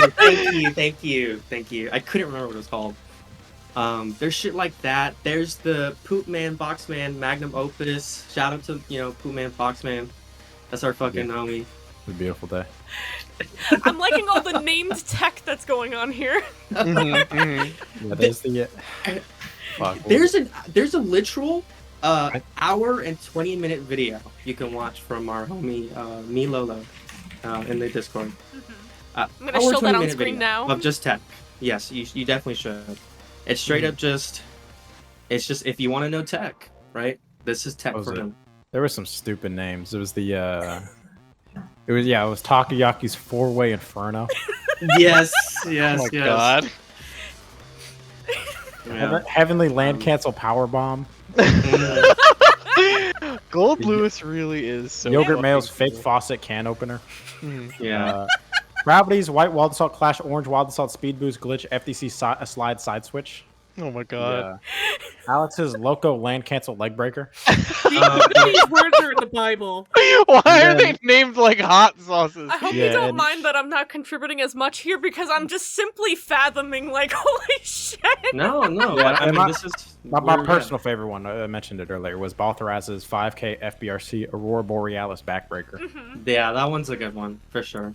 I'm sorry, but what does that entail? So 5K BRC into. So I can.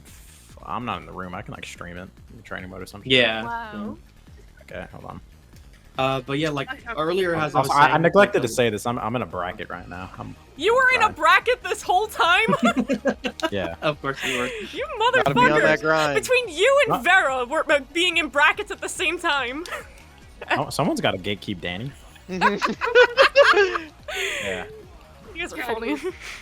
Okay. So if you can hop in stream whenever, and I can show it. Oh, I don't have it set Whatever. to record though. Oh fuck. I mean, we could just send you a clip of it later. That would be But you should appreciated. look at Thank it you. now. But do explain it. Yeah. Okay, so I'll explain it right now, and then I can just send you a clip. You can put it over the video or whatever. Yeah. It basically entails you do a 5K, you do a jump forward FBRC, and then you do an air BT, and it combos on hit.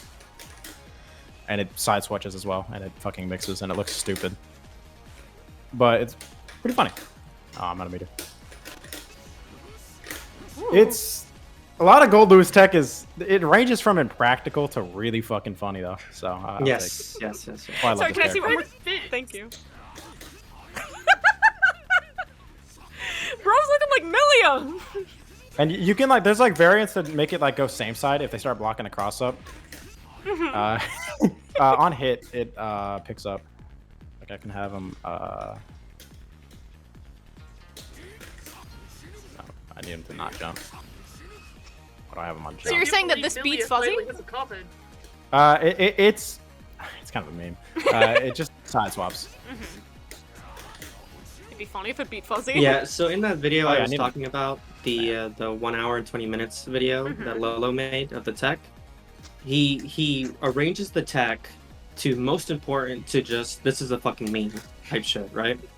And this is at the absolute end of the video. So if it's a meme, but it's something he can do. I'm surprised that I can't. Oh my god! I just remembered we haven't even fucking talked about the very viral clips that were going of the I guess glitch, I guess camera breaking meme that was going around with Goldlewis, where if you position him correctly with BTs and then side swap when someone wall sticks, and then you do beam super. Oh yeah, the penis expector. Yeah, you get the penis Yeah, that's inspector. the penis section. Yeah. Yeah. My goodness. I saw that on Kai many times from fellow followers. Congratulations, Kai. You know, this tech that you're showing me has the same energy as the guy who played Happy Birthday while doing a Happy Birthday. Oh, on Big Band, yeah. Yeah, no, I was gonna say. It's got that same shit poster energy. Yeah. It really, Goldlewis, I think especially like gameplay-wise, it really is for the old heads. He's got wave dashing, he's got all this stupid named tech that's fucking awesome. I think you're gonna catch a lot of ire if you say that Goldlewis is for the melee players. No, for the old heads. It's different. Oh. It's different. I don't Speaking know. of weird glitches that happen, or things that happen with Goldlewis that are funny, if you play against a Viking and she tethers you and then she loses, that cord goes to the moon. She didn't have time to put it away. Yeah, the cord stays on you, and then I she remember gets what you're stuck talking about, in- yeah. We're just... flies away with the cord in the background the whole time. I think at this point that's just so funny that they shouldn't remove it. Oh man, I'm trying to remember. But yeah, I mean, earlier too, where I was talking about like the back turn BTs, it's a similar thing, where like you're inputting a BT at a certain time when he lands, but behind the opponent, and then because of that, Yeah, backgrounds. it flips the animation of the BT. So basically, you can do like a high-low mix that it's literally unseeable. Really? right. Mhm. Yeah. I was trying to think No, about straight that. up, yeah. So, do you have I to hit can- something first? Like, do I have to hit? I can show it off as well. So the way Yeah. back turns work is, remember the two BTs we were talking about earlier, 862, 842, the high and the low. What you're doing is you are doing a, Goldlewis has, I'll get a bit technical. Goldlewis has this really weird thing specifically because air BTs exist where if he tries to do an air BT input 5 frames before he lands, it'll convert into a ground BT when he lands. They just put that in so like if you're trying to do like, if you're comboing and you're trying to combo into a ground BT from an aerial, then it'll like convert into the ground BT you want. Like they made it so the input is more lenient. But you can abuse that to get a BT on the wrong side, like it'll hit opposite side, and you can get a pretty much unseeable high-low that nobody in the game can really tell because you're getting like what normally is the overhead animation is instead of low because you got the opposite BT. And there's unique combos and shit from it, and it's very cool. I can show it off in the description. I people can send say that Faust random bullshit go, but this kind of feels like random bullshit go. Yeah. I can show it off in the Discord stream too, and I can also send a video for you to overlay. Yeah, let me check. Yeah, this shit's funny. Compensating for the lack of good buttons on Goldlewis So, with an abundance normally- of bullshit. Normally, whenever you cross up and like you do an overhead, it'll look like this, right? Like that's what the overhead animation looks like. Yeah. But if you do a back turn BT, if I can get it first try, when you do a back turn BT, it looks something like this. It'll combo and like sling him around his shoulder because it's a low instead, and you get a full combo from it. I am very used to seeing stuff like this. This game is sick. It really is. Sorry, I just realized. It Do you is have the sick. Goldlewis ass mod on? Assless chaps, yeah. Yeah, I have that on as well. It's just necessary. They also have the cat ears mod on, obviously. Which is crazy. Ah. I only use Um, good mods. Yeah, I have that mod that's that has your voice doing the "This is for Gohan." I have that mod on too. It's really good. So like basically, whenever I do a white wall assault, it's Luca just fucking screaming that. Of just, Yeah. This I is had for a- Gohan. I don't know the context of it, but I thought it was so funny that I just had to download it. I took that mod off actually because I was like having imposter syndrome of like, am I only throwing white wall assault because I'm hearing myself scream? That's your face, though. You're encouraging me. I feel like I should get my own mod with my own voice, and it's like, oh, whoa, I had, oh, to do the same- I had a mod for Nago where it played like the Meta Knight teleport sound every time we Fukyo'd. Oh, that's so I sick. thought for a second like maybe the only reason I'm reacting is because I hear the fucking Meta Knight noise. Yeah. That's why they got abandoned and turned too strong. So I did not even know you were in bracket, but where? So are you actually about to fight Danny right now? And where are you in bracket? No. I'm gonna fight him in like winners finals. I'm in pools right now. Good I luck love the to confidence. Yes, you are. You. Hell yeah. Manifesting. Yeah, so someone's gotta spank him. Circling back a little bit, unless we had more to say about cool-ass Goldlewis tech, I just had a few more things to say about his theme. I did have one more thing to say real quick, and it's that Yeah. I ordered the sticker from Soul Rad Guy shilling right here of the Goldlewis ass. So, The iconic ass. and also he's restocking right now, so for $5 you can share in the glory of Goldlewis. But yeah, continue, Jay. Yeah, no, I just think that there's a lot of really evocative lines in his theme that are like so dope. D, you already talked about the whole bark and bark, it's a vacant dirge thing, kind of trying to have him rationalize all the death that he's seeing. But I think we can kind of also touch on what you and I think Yaphet were saying, where it's like your regret that no one knows, sort of lending credence to the idea that he is suffering on the inside, but is not really addressing it for the sake of everyone else around him and for the image of him as this like huge, unshakable protector. And then the other line of what is it? Sorry, trying to find it in the lyrics here. Yeah, the fact that I don't have to think about it because there are those who believe. I feel like that's something that could be very easily misinterpreted as just like him being bullheaded about the things that he does for his country. But I really like it as there's no cerebral aspect to the way that he carries out his life for good or for bad. It really is just entirely predicated on feelings and what compels him to do what is right, just like an internal drive to be good to people, you know? And then I think they immediately kind of attack a little bit that interpretation when they say, when I'm ordered to, I'll do anything, and I want to keep it that way.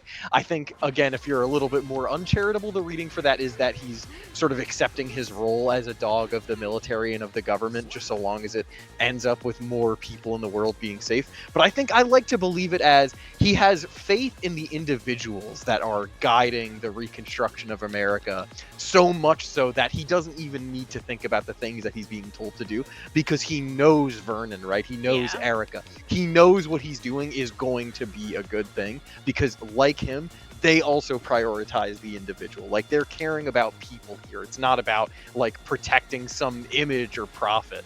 It is really just like, let's do what we can to save people. And I think that that's also really great. I know I only kind of briefly touched on it when I was talking about his arcade mode, but I really, really do like how his fight with Nagariyuki is about making sure, like, hey, can we do anything for you, man? I think that that's awesome. Mm-hmm. He's someone that definitely looks I out love for that people, lot, and I too. like his. You bring it up. I really like his relationship with Vernon. Yeah. Where in the story mode he's explicitly like, I can't say no to those puppy eyes. Yeah, like, I really do like that they are friends more than they are coworkers. And going back to his hypocriticalness, the fact that he's like, I don't believe in the man, except he loves every single one of his coworkers so much. And the fact when they're about to start a mission, he's like, oh, we're all about to start the hardest damn lives of a damn day of our lives. So you guys aren't even prepared for that. And it's like he just got done saying in his song that he hates the man. What do you mean? No, it's really awesome. Like, he definitely he loves his friends, but he hates the man. And moving on a little bit, again, I don't know if people had more thoughts about his theme. If not, I could That totally fucking hit. clam up. But I had some stuff that I wanted to say about his just regular ass character design, kind of relating to all the things that we've been saying up to this point too, where I really like that he is a very stereotypical depiction of what, like, you know, a Japanese person would think of an American. Like, he's this huge, tall, imposing, blonde, bearded, kind of gruff, wisecracking dude. And I think another really core aspect of his character, and it was something we kind of talked about before we hopped on, was the fact that he's fat. And I really like that, unlike a lot of other really aspects, wanted to talk about this. yeah, that's never played for a joke or used Yes. to imply Even if that I it's like that a lot fat. too. It's his character. very interesting comparing. Goldlewis is one of many archetypes, which is the loud American, the fat American, which has been introduced with Rufus, expanded upon with Bob, and now here we are with Goldlewis. And you could say that's expanded in certain other respects too with other games. But I think then we have Goldlewis, which is my favorite iteration of it by far, where it's like, his size is never the point of the joke, and his fatness is never to say, look at this big slobby American. That is never what the bit is. That is never the point of his size, his girth. The point of his girth is that he is fucking huge and he will kick your ass. When he steps, everything shakes because you are meant to feel fear. It is a power fantasy of, this guy is swinging a fucking 1,000-pound coffin and he's going to kick your ass. And it's so incredible, too, because he's not ugly either, and this is a really critical part of his character that I think is so interesting. He's explicitly about his own beauty. He's a very well-groomed, well-maintained man. He's got a beard, he's got the hair, and he constantly combs it. And whenever he's on screen, he's combing his hair, he's making sure he looks good. He's got his suit, he's got a uniform that he constantly dons, he's always prepared to look good. I think if you said, oh, Goldlewis, we have to go in 5 minutes, he would be the kind of man that's like, no, I need 3 hours to get ready first. I bet you open up his closet. He's got a closet and he's got like 14 different ties in there. He's explicitly really well groomed, and it's such a breath of fresh air, especially compared to the travesty that is Rufus. And and everyone praises Bob too, and I like Bob as well from Tekken. But I feel like there was always an element of unrealisticness in the way that he's portrayed, where it's like, oh, he is just a normal character with doing normal roles and hits, that just so happens to have a fat, like, body. Like, he's the actions he is performing are those of a skinnier man. And I kind of really like that they never play down Goldlewis's fatness. Everything he does hits fucking hard. He moves realistically. I mean, he also just flies across the screen with JD and funny things like that. And when but he can't double jump though, so it's okay. I also when PRC awesome. shenanigans used to be a thing, when he would just like flying Goldlewis, I really liked that. But I'm just saying, it never feels outlandish to me the way Goldlewis is. Sorry, I'm getting all tongue twisted now. And it's so fucking cool to me because, like I said, I love him a ton. I see myself in a really cool way. Yeah, no, he's fucking sick. That's And what I'm on saying. that note as Goldlewis is a well- beast. It's also the fact that he is not superpowered in anything. Yeah. Because the whole thing with Goldlewis is that he is a normal-ass man. Yes, he's 7 feet tall, don't worry about it. Yeah. He just eats his greens. He's 9 feet tall, he can get away with the 7 feet, it's fine. He is, for all intents and purposes, a normal-ass man. Yeah. Grown-ass Texan man. Hey, things are bigger in Texas, I should know. I really like too that he just for no reason has a fucking machine gun. Like he's bringing out like drones and missiles and shit. Oh, a fact that somebody actually told me with Goldlewis is that if Slayer does Last Horizon on him, the noise that Goldlewis makes when he hits the ground in the background is the same as the missile that he grabs. That's excellent. Oh wow, that's interesting. Yeah, Is the implication that I did Goldlewis see ate his own that- nuts? The thing that Slayer says when he takes the bite from Goldlewis is like, "Oh, this is really salty," or some shit like that. I did see that. It's like, okay, Slayer yeah. had to do my man dirty like that. That's I mean, American food for you. Yeah. I mean, the whole thing is that, like, obviously Goldlewis likes burgers. Yeah. Which that's dope.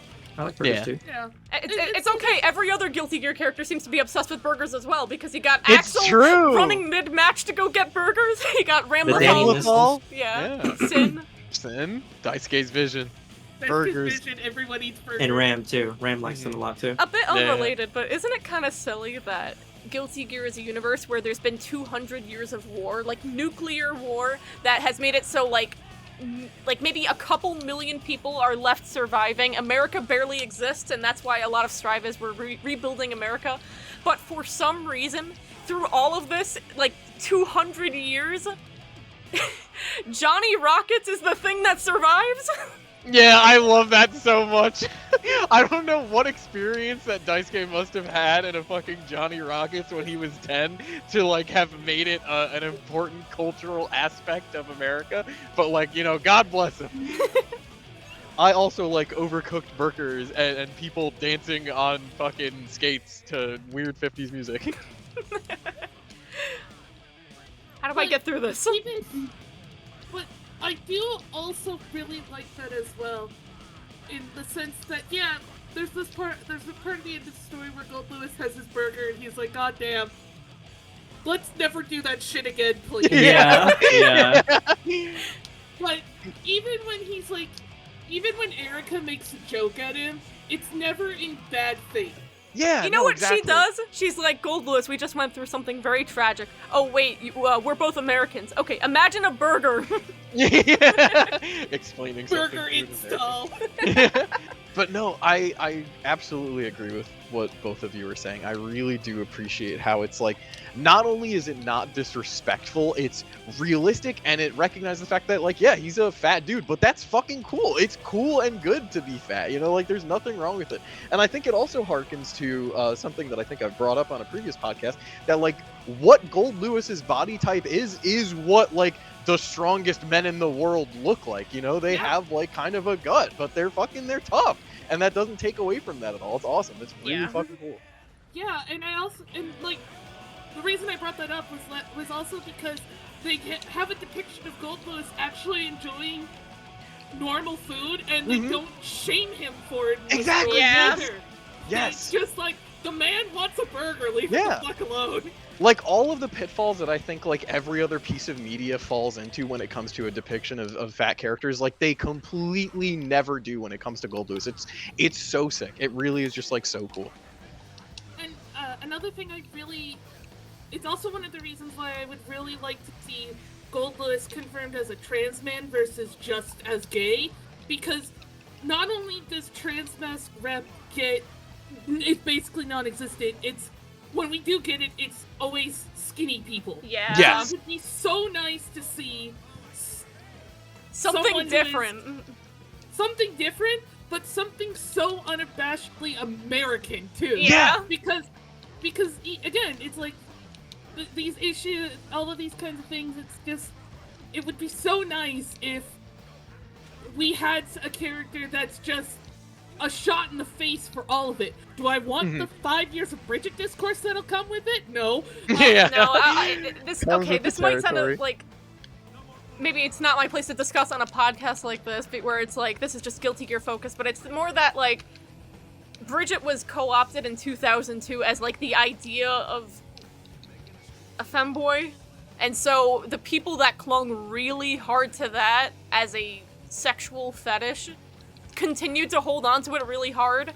So, and because when Testament happened, obviously there was discourse around that as well, and the same characters were upset about it, but not to the extent that Bridget was. And nowadays, I don't think you'll find anyone arguing about Testament. And so I think with Goldlewis, it would not be the same. I think it would be celebrated, and maybe the grifters that are on now because of Bridget would cause a problem, but I don't think it would be as long as it is for Bridget. And it sucks so much, everything that's happened with Bridget online. I just wish evil people did not exist, you know? Absolutely. And it's kind of the same thing. And like, I don't know, I would just really love it from a story perspective, because Goldlewis really feels like the kind of character who's been rejected way too much. Yes, yeah. And like, my personal little pot of gold over here that I hold all of my theories in. I like this idea that the reason he and his brother don't talk is because of that kind of unaccepted identity sort of thing. Yeah. That he also suffered with in the rest of it. So when he sees someone like Bridget, he's like, don't turn out like me. Yeah. Find people who are part of your tribe. Don't get stuck in this place where you have to hide yourself. There's a And trope I like really that like about that him. isn't explored in fiction too much, but when it is, I think it's really cool.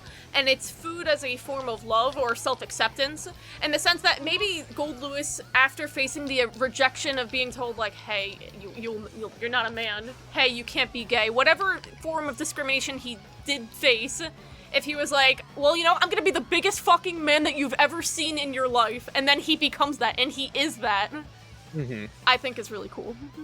Yeah. And God, I didn't even get into something about the UMA. According to the wiki, it says that he knows some kind of weakness about it, and that's why it works with him. But I really like this idea that it's just like his begrudging friend. like it does all this shit just to fuck with him because they're friendly. I want to believe that too. I'd love to see that extrapolated more, honestly. The alien's like, oh, you don't think I'm an alien? Okay, that's fun. Oh, I haven't even talked about the fact that Goldlewis has the best windscreen in the entire game, where everyone gets different personalized reactions to the UMA as they get abducted, and like, Eno's like, oh, so that's what aliens are like, huh, freaky. And everyone else has, like, different descriptions that all clash with each other and don't form one idea of the alien, I think is really fun. The only thing that matches with a lot of them is that they don't wear anything. Yeah. They don't wear clothes. Goriyuki says that they'll catch a cold. Like, hey, you need to put on some clothes. I also think, really like the bit that is the entire time Goldlewis is like trying to order pizza or something, or sorry, someone prank calls him to order pizza, which I guess is the aliens, and he's like, I didn't order any fucking pizza. Oh wait, they ran away. Huh? Did they get away so fast? But I do really think it's, oh god, who was it? No, I don't remember. I think it's oh yeah, we'll probably go over this more with the Potemkin episode. But why the fuck does Zep know about aliens? you know. There's Can we so much. explain that, please? Yeah. What does Potemkin say? Does he say like, "Oh, I know this"? No, he actually says, "Hey, what are you guys doing here?" Does he think? Like, hey, wait a minute, what the fuck? You could pull out your deep tinfoil hats out here and be like, "Oh, Zep is based off of alien technology, and that's why it's able to stay afloat for so long." And that's why Potemkin knows it. I do think my favorite is Giovanna going, "On planet Earth, we wear clothes." She's so casual about everything and sarcastic. I really love her.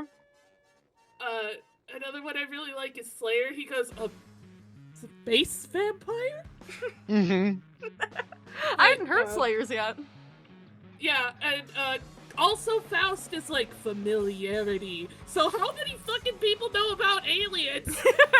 Maybe we'll find out. You have Milia from the original Guilty Gear because there's actually an alien in her stage. You have Potemkin and Faust, and who the fuck else knows about aliens? Hey, I think they'll tell us in the next Guilty Gear story event being revealed at Anime Expo. Woo! I fucking wish. It's gotta be it, right? I wanted to ask That's a pretty I good watched segue. Lethen's recent video where he was talking with a bunch of pros, and I think Luca, you were in it, talking about how Slayer is as a character and where he's going to land. I wanted to ask, one, how do you feel about Slayer, and how do you feel about Goldlewis Slayer as an MU? He's deafened. Well, I haven't really played much after Slayer came out. I tried him out a little bit. Actually, this is like the first time of me playing Goldlewis again after Slayer came out.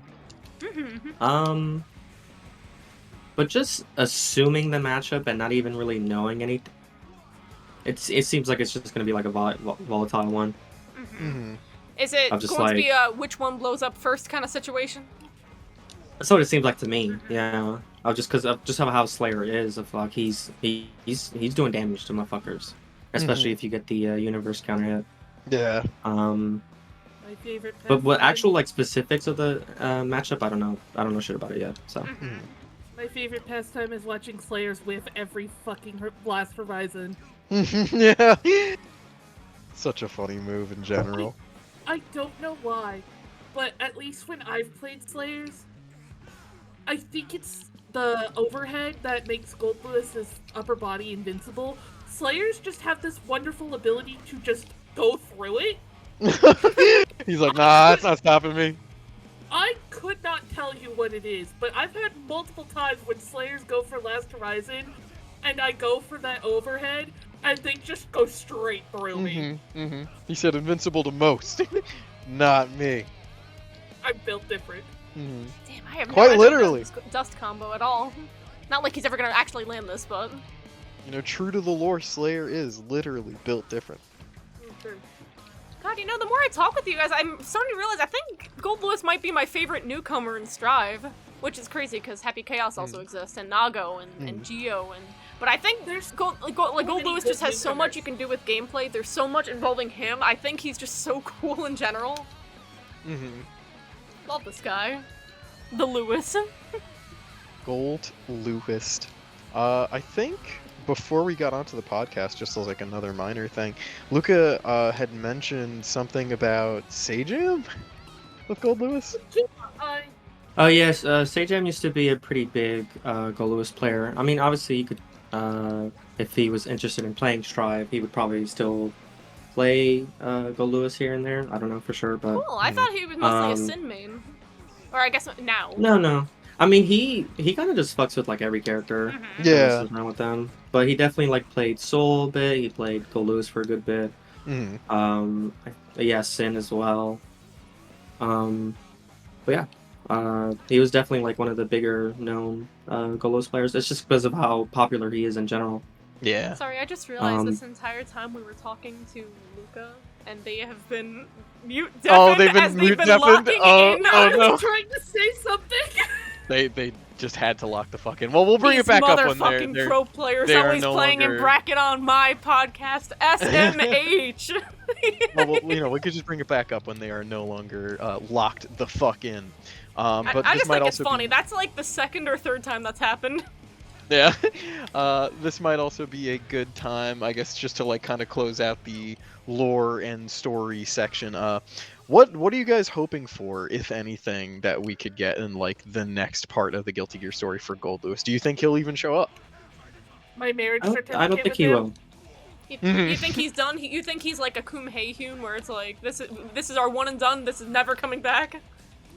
I mean, it's unfortunately just the problem of his character in general. I mean, of what his occupation is. He's the Secretary of Defense. So if it's nothing to do with like the White House and all that stuff, what's the point of him showing up? Yeah. See, here's Or- and, where like- I'm gonna pop in and say I don't think the next game is going to be a canon game. I think the next game, whatever it is going to be a non-canon dream match kind of thing. I genuinely think the next game might be a Guilty Gear X Blaze Blue kind of deal, or like, and you'll see That'd be interesting, honestly. maybe you'll see like Justice again. So I think that would be a good place for They Goldlewis did to come say, back in. I mean, yeah, because this is the end of Soul Bad Guy's story, and that is it is primarily his story, in the sense he is the protagonist. Yeah. But I mean, they could switch it up and go to like a different character to continue the story of it. I But would again, too, how many times are you gonna have like, oh, big god thing shows up, and then like, we're gonna kill it, or like stop it somehow. Yeah. So you I- gotta take the flame of corruption again. Oh shit, here we go again. Nah, for me, I've long since contended that the next sort of bunch of Guilty Gear games, that's me being optimistic and manifesting multiple Guilty Gear games, will probably revolve around Ram as the new protagonist. I feel like with a lot of the stuff she's being built up in that way. Yeah, I think she's got a lot of opportunity there. Yeah. It'd be really cool if it's that, like, by the end of whatever story she goes through, if she ends up, like, not being this kind of quiet and stoic person anymore, and she ends up being way more like Soul and being loud and bringing back those, like, shark teeth. That'd be kind of cool. Yeah. I actually have no idea what the future for Guilty Gear even is, because especially with Daisuke retiring, all the main stories being done, I think it'd be really cool if we got, like, a new generation kind of thing going on. Yeah, for sure. I would be really interested to see kind of like a Smash Ultimate type style of Yeah. Guilty Gear, where it's not necessarily characters at their peak, but we get like Dr. Baldhead, we get Cliff Anderson, That'd we be get cool. So you want like Order Soul yeah. and stuff like that. Alice and Order Soul and ABBA and everybody. It's like So like Venom everybody's shows up here, again. Yeah. kind of thing. And I would really like maybe Goldlewis come back for that, but as much as it physically pains me, I don't think he'll have a fighting role in the next game.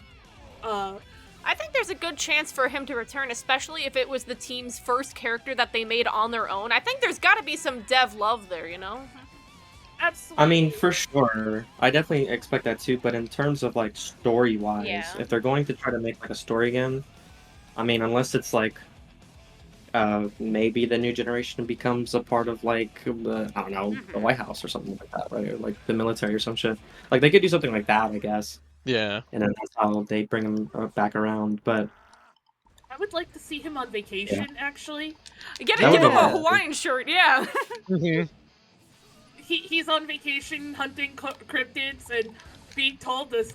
He gets on the phone with Vernon, and Vernon's like, "You better not be working," and he's like, "I'm not, I promise." I really wish we got Street Fighter 6 level costumes where we could just see every character in a different outfit, and I know that's what the merchandise actually is, the pop-up shops.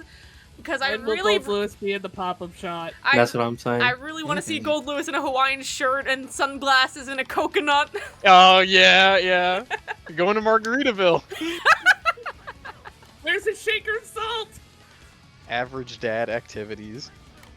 Aw. The fact that they still have not released Goldlewis and like one of those Kiss the Cocaine Prince disappoints me greatly. Oh my god, yeah, it's right. There's so much that's just right there for them that they are just not doing here. I think it's not, like, unfair to say that Goldlewis is just, in general, a really fucking popular and fan-favorite character. Like, maybe not exactly in play rate. I don't think he's in the top play rate, and I think that's just because of half circles. But I think when it comes to design... He's always in play rate. He's always usually like either the least played character or like second to least. play character. But I think it helps that he's got like really high competitive presence. I think he's one of the more talked about characters in general online. I think there's high hopes for him. Yeah, there's a lot of complaining about him, unfortunately. I was gonna say this earlier, but I ended up forgetting. I think it's just Goldlewis, and with the way his kit is designed, where he can explode you in many different ways. The fact that he can abuse whatever system mechanic or any little nudge they give him so quickly is something that the developers just have to account for more often. And if the game received maybe a couple more frequent patches, like maybe 3 patches per year instead of the 2, that would fix it, where it's not so polarizing. Because he's a character I definitely want to see out there more often. Yeah, for sure. And definitely not in a topic of conversation that involves him getting insulted. Not again. Opening Twitter and looking up Goldlewis for like, hello, Blocklist. Looks like Red am I not? I am not, sorry. Has to lock in completely for the bracket. And you know what? Okay. I can't think of anything else to talk about for Goldlewis either, so maybe we'll start entering the conclusion here. Do you guys have any final things to say about Goldlewis? I need more merch for my wall. I absolutely need him in the next pop-up shop. I want a shirt. More merch. More merch. More players in general. Say what's up if you want to learn some Goldlewis. I'll give anybody a like little Metafy type of thing. Yeah, everyone, Right, say head what's on to the Goldlewis Discord as well. Head on to the Goldlewis Discord as well. Yeah, we will help you out in learning either the matchup or Goldlewis stuff. That was a joke. That was a joke. More memes. Right? We had a couple people making memes for us in the Goldlewis Discord, but they weren't Goldlewis players, so eventually they just left. Aww. Shout out to Ankle Gator for those. We need more Lewis what love. else? What else? Play Goldlewis, play his songs. Yeah, that's about it. That's all I got. Yeah, go. Oh, my turn. Okay. Hi. Don't actually do this, but you should send emails to get more merch from Goldlewis. Yes! Also, Arc System, send me that marriage certificate. You're officially married? And now I am. Fucking Yay! put it in the lore right now. No.